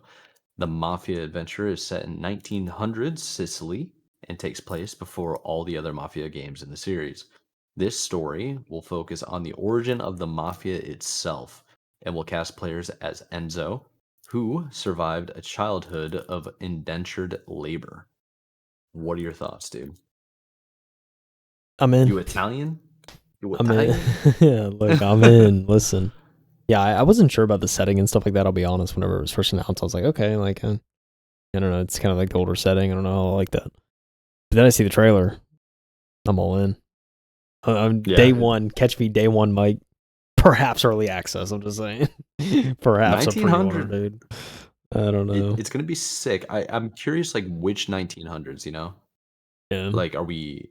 I don't know what vehicle that was that they just lit on fire. Yeah.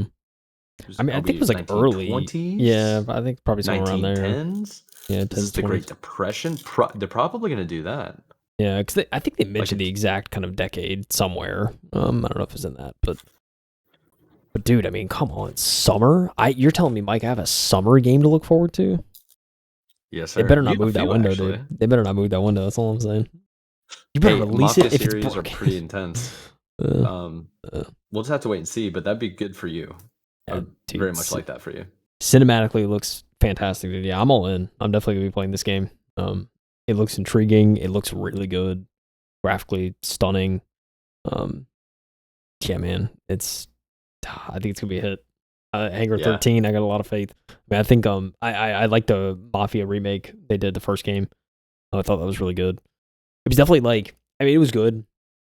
I think the cutscenes, there was kind of maybe stuff to be desired and some like the animation work and stuff like that, but like voice acting was phenomenal. So I think I don't think there's gonna be issues there. It looks like the acting so far from what I've seen in the trailers is like spot on. So Very cool. very much looking forward to this. It's my type of game through and through. So definitely be checking it out. 100%.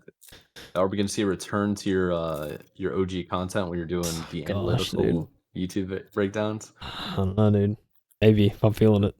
Low chance, I'll be honest, but hey, maybe. Hey, yeah, I don't blame you. I remember how long it took you to do that. Yeah, it's definitely time consuming for sure, but hey, maybe I still have. It's so funny. I still have a lot of the old footage from when I reviewed the remake. I'm pretty sure it's still sitting on my hard drive, so I could literally make a video out of that if I wanted to. But That's the thing, man. just chilling. You got to be inspired to do edits. It takes a long time. Yeah. It's a long road for sure, but hey, we move on, Mike, as they say. We move on. A Silent Hill 2 does not win anything. Sad. But hey, so here we go. Let's talk about Dispatch here. I didn't know much about anything about it when I saw it, but it looks very intriguing. So Dispatch is the narrative and dialogue driven Dispatch was revealed at the Game Awards, and it features a star-studded cast that includes Aaron Paul, Laura Bailey, Jeffrey Wright, Aaron Yvette, Jacksepticeye, Moist Critical, Alana Pierce, Travis Willington, Joel Hever, Lance Kanstopoulos, Matthew Mercy, and Thought Squad. So according to the game Steam page, Dispatch has you playing as Robert Robertson, aka Mecha Man, whose mech suit is destroyed in a battle against his nemesis, forcing him to take a job at a superhero dispatch center, not as a hero, but as a dispatcher. Interesting. Yeah. I will say, voice acting, especially from this, it's phenomenal, dude. Yeah, all those people. It's going to be good in that regard. So, I don't know. This might be something I check out just to see, kind of from a perspective of that, just to see how good that is. But the idea is also fascinating, of like a superhero dispatch. Like, it just sounds funny. So yeah, it does. It sounds like there's a lot of story behind it. It could be, I don't know. It looks cool. It looks like it's an interactive anime in a way, or like cartoon. Yeah, it's gonna be really cool. There's a lot of stars in this, and that means they got serious money to put in this game. Oh yeah. Yeah, it's gonna be cool. Yeah, I think I'll definitely check this out. Just from a voice acting standpoint, just to hear how good everyone does, because I know it's gonna be a thing. I didn't even know all those people were in it too, from Jacksepticeye to Moist Critical and all that. Like, what? Yeah, now I'm even more intrigued. There's gonna be more and more people that are like can definitely be voice actors from their YouTube. Like people just like their voice, they know their voice, and they can tell that they have talent. Very good opportunity for them. So good for them.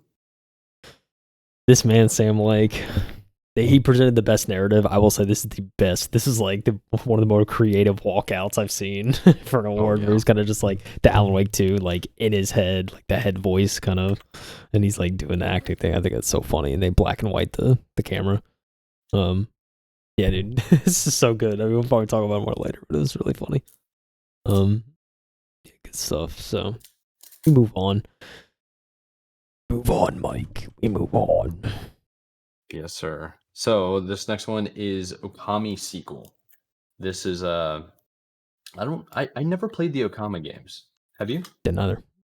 I just saw everybody so excited about it, and I know it's because it's like Capcom is involved, of course. So that's always gonna have people interested. And of course the legend himself, Kamiya or whatever, Hideki Kamiya. Yeah, I don't know So his name. yeah, I just gotta learn names, man. I'm sorry. We don't really see much at all. It was just basically a little bit of a hype segment to show off that a game was in progress. But of course, it's Capcom. It's going to get attention. Shades are insane, dude. They're goated. Those shades are very 1990s, bro. I'm pretty sure Backstreet Boys wore those back then. Probably. 100%. Oh, man. Yeah, so good. Oh, we gotta skip ahead, Mike. Yeah, we do. We got to get over to Intergalactic, right? Is that what you just jumped to? The legends themselves. We heard the new IP from Intergalactic, or from Naughty Dog, called Intergalactic, the Heretic Prophet. I just want to, real quick. It's probably, I don't know. Actually, I probably shouldn't show the music. Could be some copyright material, but the music was, just know the music was very good because it's Hans Zimmer, I think, as well as I think it was a Trent Reznor. Can't remember. Trent Reznor. It was Trent Reznor. Trent Reznor, yeah. I can't remember. Let me get into this one. So Naughty Dog is leaving The Last of Us behind for now and to taking to the stars as the one more thing, in quotes, at the Game Awards 2024 was the reveal of the studio's newest game, Intergalactic: The Heretic Prophet. So this game, which is being directed by Neil Druckmann and features a new original score from Trent Reznor and Atticus Ross, is already being billed as the start of the franchise and has been in development since 2020. So this is 4 years in the works, and let me tell you, it looks sick. Yeah. Really good. So according to Druckmann on the PlayStation.blog, Intergalactic stars our new protagonist, Jordan A. Munn, a dangerous bounty hunter who ends up stranded on Semperia, a distant planet whose communication with the outside universe went dark hundreds of years ago. And this is quotes, looks like, in fact, anyone who's flown to it hoping to unravel its mysterious past was never heard from again. Jordan will have to use all of her skills and wits if she hopes to be the first person in over 600 years to leave its orbit. Teddy Gabriel will play Jordan, and she will be joined by a stellar cast, and that's in quotes, that looks to include such other performers as Kamai. Jeez, I can't even pronounce these words, bro. Kumail Nanjiani, I think. Jeez, good gracious. Let me do listening. Oh my gosh, I was actually really close. Kumail Nanjiani. Okay. My gosh, I was actually pretty close. So there is still a lot to learn about the game, but the final shot of the trailer did show Jordan attacking a foe with a pretty impressive blade. Oh, and they also forgot to mention that the other real-world brands that were part of this trailer, which included Sony, Adidas, Porsche, and more. Oh, yeah. Yeah. And the start of seeing more and more real-world IPs buying into games. Oh, yeah. Gotta get that sponsorship money, you know? I also see, I noticed that there was like actual products in it, which is weird. I mean, I feel like I haven't seen that in a while. Yeah, I feel like the last time it was like mainly noticeable, and I'm sure there's been other games that have done this. But the last time I remember was Death Stranding, and you saw Monster. It was kind of like it was blatant, just Monster for energy drinks. Yeah. So, yeah. I don't know how I would feel about it, to be honest, but this actor right here looks familiar. I'll just say that. yeah, that face. Is comedian. What's his name? Yeah, I forgot his name too, dude. No, I know this. So go ahead and finish your thought. I'm gonna look it up. The superhero, comedian turned superhero, kind of physique. Honestly, yeah. But yeah, it's cool seeing him, familiar face in this game, so he's gonna be in it. But I will say, gameplay, dude, the animation stuff, I wasn't surprised because Naughty Dog always their engine is insane, so their facial animations and everything like that, very good. I'm foolish. That's Kamali Nanjami. Oh, so you mentioned Nanjani, yeah. He's Dinesh in Silicon Valley. He's also he also plays what the heck in Eternals. He plays one of the characters in Eternals. Why can't I remember his name? Kingo. Eternals was actually kind of cool movie, by the way. Side note. Yeah, I never saw it, but I thought it was pretty cool. They got Pet Shop Boys playing in this, the time frame. So yeah. There you go. Yeah, dude. Yeah, I thought the Porsche thing was kind of cool. I was like, all right. I honestly didn't even notice it, which is the crazy thing. Yeah. I had no idea, and then like the article basically pointed out, it was like, yeah, they got Sony, Adidas, Porsche, and like a whole bunch of other stuff going on. It's like, oh damn, like yeah, you're right. That's kind of nuts. I don't think I like that, if I'm being honest. No. But it's a cool premise. It's a cool story. I'm curious to see how it plays out. Yeah, I'm curious to see too. It seems like it definitely is unexpected from something I felt like Naughty Dog would do story wise, kind of the setting and everything. That's a good point. Yeah. Intergalactic and planets and all that. I mean, I feel like it's definitely been. I mean, you could tell around this time, they talk about like parallels and parody in the industry. It's like it seems like we're in the space game, like kind of fighter, Dude, tactical fighter, kind of. I don't know. We're in that era. So everybody sees a couple of games and they're like, "Look at this! It's amazing! Oh yeah, we can do sci-fi stuff." And then everybody does sci-fi stuff, and then all of a sudden, yeah, it just constantly people chasing trends. Yeah, it's sad, but yeah, it's a rich story. I think what's fascinating too is like you're stuck on one planet. So I like that idea too, because there's a lot of space games now that are like explore 50 million planets, but this was just like, no, we have a story set on one planet. That's going to be the game. Yeah, and so I'm hoping, based off that, we'll have good cast characters. I mean, this is the thing. I have faith in Naughty Dog in that way, where it's like I know, like I trust that there's probably going to be really good characters, really good story. So I'm not as much worried about that. I think gameplay wise, it'll be because if it's going to be like if the gameplay is going to follow a lot of the lines of maybe like Jedi Fallen Order or something like that. I mean, it won't be bad. It wouldn't be my first choice, I feel like, especially for a Naughty Dog game. So I mean, I'll be curious to see how they execute it, if that is the way it goes. I mean, obviously we haven't seen much, so can't really say until more gameplay is shown. But true. I mean, story wise, I mean, I'm interested just off that a little bit, kind of see how that unfolds. Yeah, true. Yeah. But yeah, yeah, that's a good point. I didn't even think about that when it turns into like everybody's always, you got to go over here and you got to explore like 3 million planets. Yeah. Look at how big our game is. It's like, space tell me game. where I need to go, just man. give me one rich planet. That's how I'm just rich of characters, content. That's a good take. I think that's a good path to take, especially in the age of the space game. So excited about that. Yeah. Yeah, dude. I don't know. I mean, I'm excited to see. I do want to see more. I want to see how the gameplay is, in particular. That's what I'm most excited for. Because I feel like I'll be able to better gauge, if it's something I'm gonna check out. I mean, I think regardless, it's a Naughty Dog game. I'm gonna check it out probably. But Agreed. just kind of. But I'm definitely eager to see more. So we'll see how it plays out. But also, it's a Naughty Dog game. It's probably maybe a couple years down the line. So it's probably still got a couple years to cook. Naughty Dog tends to take their time, but I always felt like it's worth it. Yeah. I think it's always a good thing. Yeah, I think they've been working on this game for quite a while too. So I know I'm sure the team probably ramped up after the Last of Us multiplayer game got canceled. So yeah, well, they're doing remasters too. So yeah, got to pay attention to that as well. Yeah. So I don't know. Curious to see more. But yeah, it's cool to hear from Naughty Dog, because I was afraid that they wouldn't have anything new for like a couple more years to at least show, because they've been working on other stuff, and so that was a pleasant surprise, I think, at the end to see that. So yeah, because it was one of those, like the article even pointed out, it's like, oh yeah, one more thing, we're working on this. It's pretty cool.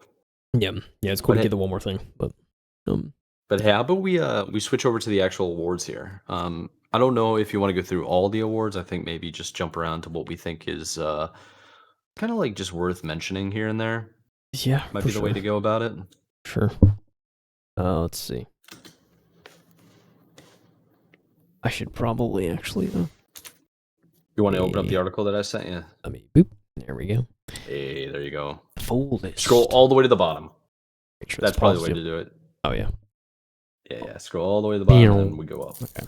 Because basically they have it kind of prioritized. So I guess we'll start off with like the first handful, and then if you want to, you can jump in to the next couple. But basically, it's like the best esports team always seems to be from League of Legends. T1 won it this year, and then tying in with that, the best esports athlete was Faker. The best esports game, League of Legends. So it's like bam, bam, bam, League of Legends, right? Yeah. Queso, pretty happy he won because he was one of the main guys I knew and I like followed. He's been putting in work. Yeah, very, very cool. Queso. Most anticipated game, dude. Like, bro, come on. I mean, everybody's excited for Death Was Stranding there a 2. chance, Mike, for anything else? There was no chance. Grand Theft Auto would have won this award last year. Yeah, literally. And there would have been no. I mean, the trailer was, I think, right before Game Awards, wasn't it? Last year. Yeah. It's already been a year. Yeah. Crazy. Best adaptation, I was pretty excited about. Fallout. I feel like Fallout was amazing. I was so happy about that. Yeah, Fallout was so good. So into that. I know a lot of people are saying it should be Arcane. I was like, dude, I don't think so. I mean, like, dude, this is the thing though. Arcane, I think, is kind of its own thing. It didn't adhere to the game as much. I feel like, yeah, I haven't seen it, but that's my idea, because at least from what I've seen on trailers, it's very different from obviously what League is game wise. The thing about Fallout is, since it's an RPG, they were able to kind of immerse it very well with the games, and it kind of meld the worlds to a point where it's like, oh yeah, this is like film adaptation that's actually well done, because a lot of the sounds are from the game, a lot of the aesthetics, the looks, and you're able to kind of incorporate the game a lot more in it. So I think it was fair. That's all I'm saying. I agree. Yeah, I didn't even know about the Tomb Raider Legend and Lara Croft at all until like I saw the announcement. I was like, wait, what? I was like, I know about the movie, so I googled it. I was like, oh my god, they made an anime show. I should just I would have watched that if I knew. Yeah. So it just never crossed my radar. I never paid attention, I guess. Yeah. But a couple more things were going on. Best multiplayer game. I was kind of honestly shocked a little bit that it was Helldivers 2, but if they're over here winning best ongoing game as well, it makes sense then. Amen. I honestly thought it was going to be like Jamboree, Super Mario Party Jamboree. That was my take.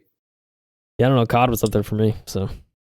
Yeah, COD was pretty fun, but it was there's a COD every year, so I mean. Exactly. That's why I took it out of the way. Yeah, but the best sports game, EA Sports FC. Just goes to show, I think we need more simulators, if I'm being honest. True.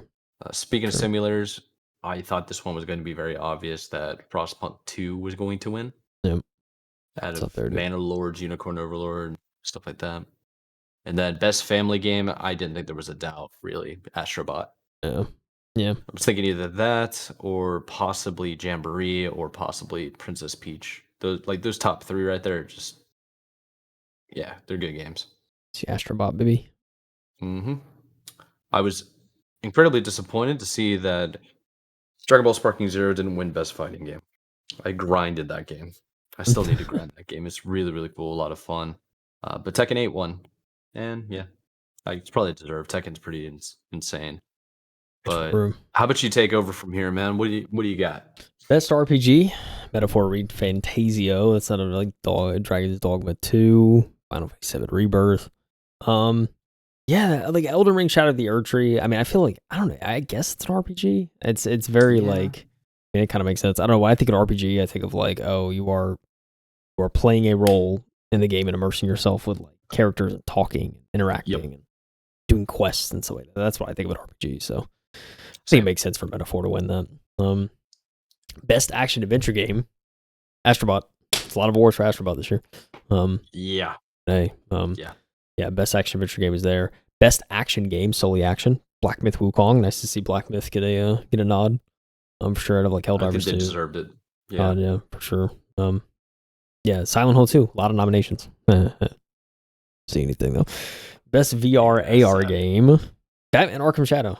No surprise to me. I didn't think that was a doubt.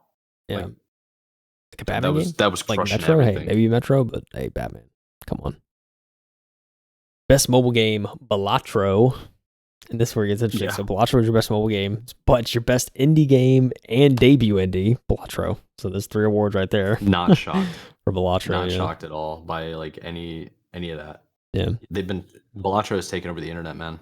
Pretty My much. buddy just told me that he's been having visions of seeing cards because of how much he's been playing Balatro. Crazy. Yeah. Hey man, Animal Weller is very good. So kind of disappointed to get at least one of these. Mm-hmm. But hey man, Balatro, dude. Can't beat it. Best community support, Baldur's Gate 3. I think it's true. They added some mod support. Granted, I think one of my friends included, I think there's a lot of people that enjoyed the old way of modding. It was a lot more kind of easier to deal with in some aspects. When they added kind of the in-game manager, it's obviously kind of, a little more, I mean, it works, but you do have to keep mods, up to date. It's a lot harder to kind of sync up with someone else when you're doing a campaign. So there's definitely some challenges. But I mean, I do commend Larian for, actually just being like, hey, let's just do something in game and kind of make it easier for the majority of the crowd. So it's a good idea. Yeah. That's what I can understand people being frustrated. But yeah, dude, Baldur's Gate 3 doesn't surprise me at all. That's kind of ended up winning. So best community game, best ongoing game. We talked about Helldivers 2 winning that one. Congrats to the rest of the team there. Games for Impact. Neva actually ended up winning this out of all these. Yeah. Yeah, dude, that category right there was a toss up for me. Yeah, I really think so. There's a lot, man. Life is Strange is there. Senua Saga, Tales of Kenzura Zhao. That's the one where the developer basically made it in honor of his dad. Yeah. Yeah, and he was back this year. I don't know if you missed that. He was back this year. Yeah, he was. Yeah, he goes, I promised not to cry. Promised not to talk about my dying father this time. It's like, oh my gosh. Oh, man. So funny, dude. Innovation and accessibility. Prince of Persia, The Lost Crown. That's for Prince of Persia. They got an award. I knew that was going to win, but I forgot why. They had added something in there that was like crazy what they added. Yeah. I mean, you could play it even when you were blind. I think that's what they put in there. For a platformer to do that. Yeah. It's pretty crazy. Something like that. Very cool. Yeah, a lot of big games there. So nice to see Lost Crown. Get some recognition after Ubisoft's like, what's that game? And everyone's like, I love this game. They're like, no, we don't. So let's see that. Best performance, Melina Jurgens of Senua Saga Hellblade 2. As someone who played Hellblade 2, I must say, she did a very good job. I think that character's, it's one of the highlights of that game for sure. It's kind of her performance and just kind of taking a character and it's something completely different. And she does a very good job of like capturing the emotion of like seclusion and panic and isolation. Like, oh, what do I do kind of thing. She does a very good job of that. So I think it's definitely worthy. Luke Roberts, man, Silent Hill 2, though. I will say Silent Hill 2. Luke Roberts did a good job. I get it. It's kind of rehashing old content, but still very good. Yeah, I haven't played Life is Strange Double Exposure yet. I do need that's on my list. Obviously, I'm going to get that at some point because I love Life is Strange games. I just haven't played it. Star Wars Outlaws, Final Fantasy 7. I mean, not saying they're bad performances, but hey, Star Wars Outlaws, man, that game, dude. Yeah, it was kind of a struggle, but hey. Yeah. There was no way they were going to win, I don't think. Best audio design. I think it makes sense. Senua Saga Hellblade 2.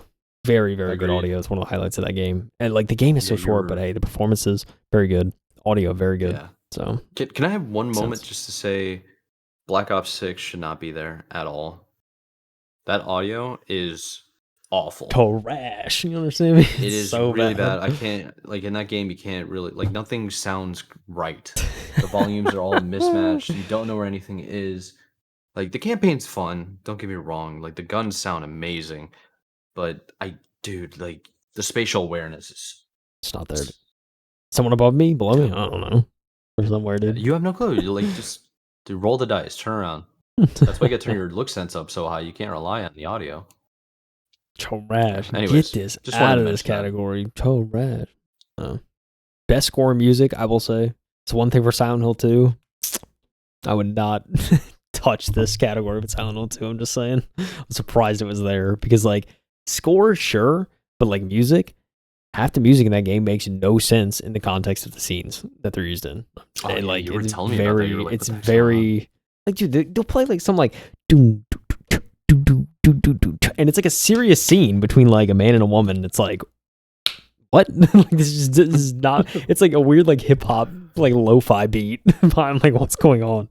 That's weird. Yeah, that doesn't fit the scene. It doesn't. Yeah, there's a lot of that in that game. I mean, the score like outside of that, I think for the most part it's pretty good, but like I don't know, the music is so, and I get they're probably using a lot of like kind of the music and the vibe from the older game or the original game, I should say, but it just does not fit with their new tech and kind of what they're doing now. I don't know. Really love the game, but that was one thing I was just like, why is this here? Best art direction, Metaphor Refantasio. You had Astro Bot, you had Wukong, Elden Ring, Neva. and Neva. Yeah. All those are wins. amazing looking. So you could have went anywhere. Best narrative. Who else? Metaphor Refantasio. Yep. Which is Back to back. Metaphor, man. I got a lot of rewards. A lot of awards here. And then we get to the final few, Mike. Best game direction. Best game direction. We have Balatro, Black Myth Wukong, Elden Ring, Final Fantasy VII Rebirth, Metaphor Refantasio, Astro Bot for nominees. Astro Bot ends up winning. Best game direction, eh? You take a little demo, make it a full game, it pops off. It's crazy, dude. Yeah, I don't know. Do you feel like that one was deserved? Best game direction? I mean, I think about it in terms of like, I mean, I would say so for Astro Bot because I look at it in terms of like, okay, we're obviously like Final Fantasy VII is crazy in its own right of like kind of taking the old formula and making it more modern, and that's definitely a game direction that's worked for them. I think, I mean, Astro Bot, again, it was like a demo on the PS5, right? And it was so good, and people wanted a full game, and so they were like, all right, let's make a full game. And then it turns out to be really good. That's a good point, yeah. So, I mean, it's a cool direction there that they took. Black Myth Wukong, kind of, just, I mean, overall, just a really good game, but... Yeah, taking Journey into the West inspiration and then adding it into a game. Yeah. I thought that would have won it if I was being honest. Yeah, I mean, Balatro, I mean, I don't know what the inspirations are, but I mean, it's a different kind of game, so... Yeah, that one, I feel like that one is just difficult to gauge, like, for this type of category. And Metaphor Fantasio, apparently I got to play this game because it's gotten so many awards. Dude, seriously, and it's been nominated for so many things. Yeah. That's the other thing. Like maybe I do got to play this game. I haven't seen it, but yeah, I mean, Astro Bot, I could see why Astro Bot wins that, but, you can make a case for it for sure, so. You can make a case for any of these. That's the thing, too. That's the thing about some of these awards. Like, game direction, you can make a case for any of these. Narrative, you could probably make a case for any of these. Art direction, sure, you can make a case for it. Like, score, minus this, you can make a case for it. Yeah, and then the audio design, God, should not be there. Yeah, it's like, some of these make no sense. But, the last award, like, the game of the year, you had Balatro, Black Myth Wukong, Elden Ring. You had pretty much the same as game direction, just in game of the year nominees. But you really did, actually. Yeah, it's same thing. Astro Bot ended up winning game of the year, which I don't know, a lot of debate online. I'm sure a lot of people are like, oh, this makes sense. It's definitely divided, I think. Which I think most game of the year always ends up getting divided. Some wins. Yeah, that's true. The last like 2 or 3 since Elden Ring was the clear winner. Yeah, I think Elden Ring, without saying, was like, oh, it's gonna be Elden Ring. But I mean, there's been a few of those where it's like, okay, that makes sense. I think it's very odd for people to be upset when a game they expected to win doesn't win, and they're like really mad. It's just like, dude, just go play the game of the year, Astro Bot. Like that. What you need to look at is if you need games to play, go to all the nominees of the last like 4 years of game of the year and play one of them. Yeah. Because if if it's game of the year, that means that anybody should like it. Yeah. That's what it means to me. It is supposed to be the best game of that year. So it's literally in the name. So go check it out. There were some people, man, that were saying like, I saw like the last 6 winners or like last 10 winners of game of the year. It was like, do you notice anything different? And then they were trying to point at It Takes Two, and they're like, yeah, It Takes Two is trash. I'm like, bro, if you like paid attention to the cutscenes and played that game, it was amazing. It definitely deserved It Takes Two to win game of the year. 100% deserve that, and I'll tell you why. It is the one game.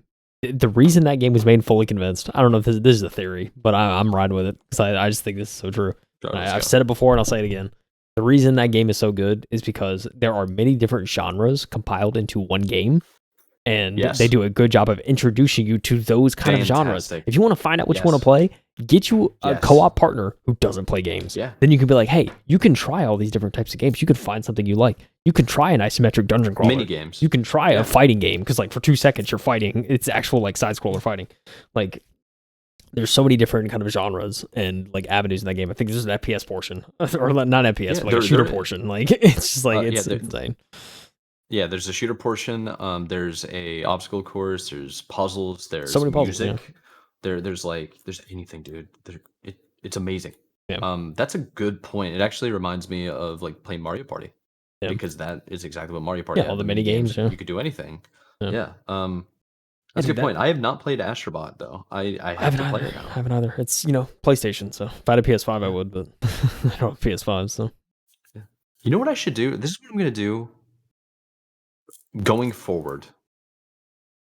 Every single game of the year winner, I am going to play that game if I hadn't already, like Christmas break, the holiday break and season break where I actually have time to play games.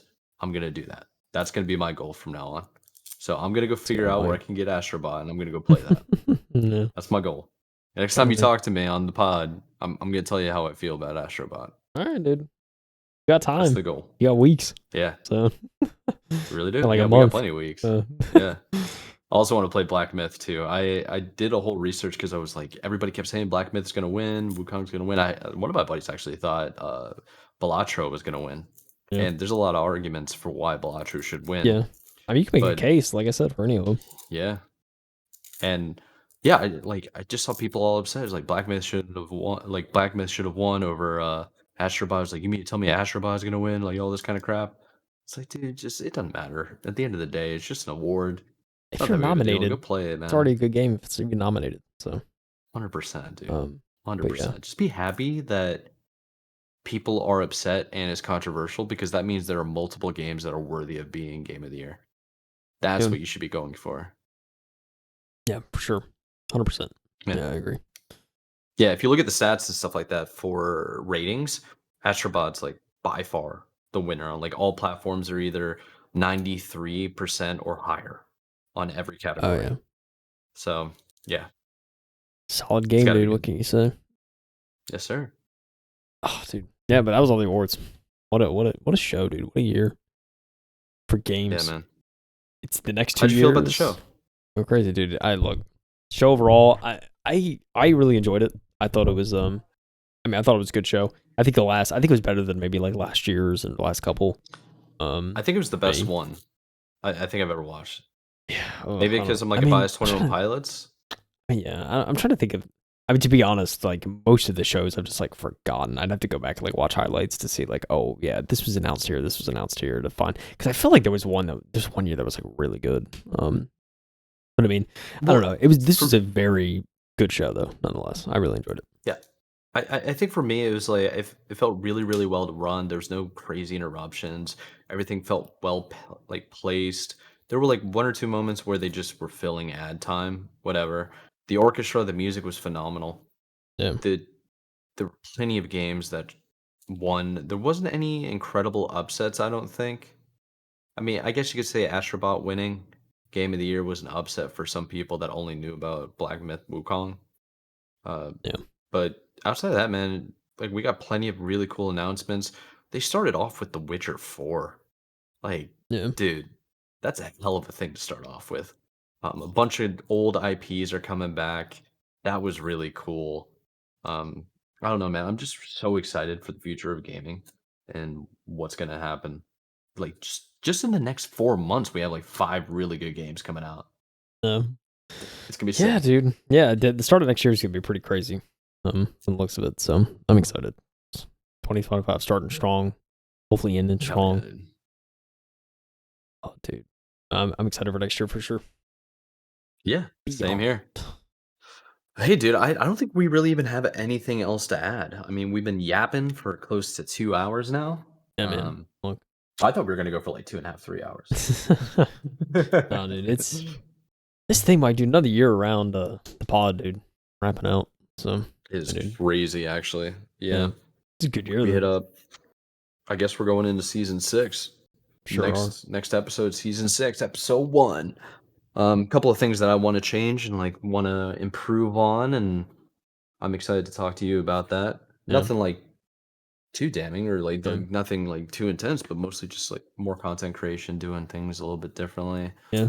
We'll have our hopefully live mid break streams. meeting, you know. Yeah, Our yeah, mid-break exactly. meeting and discuss.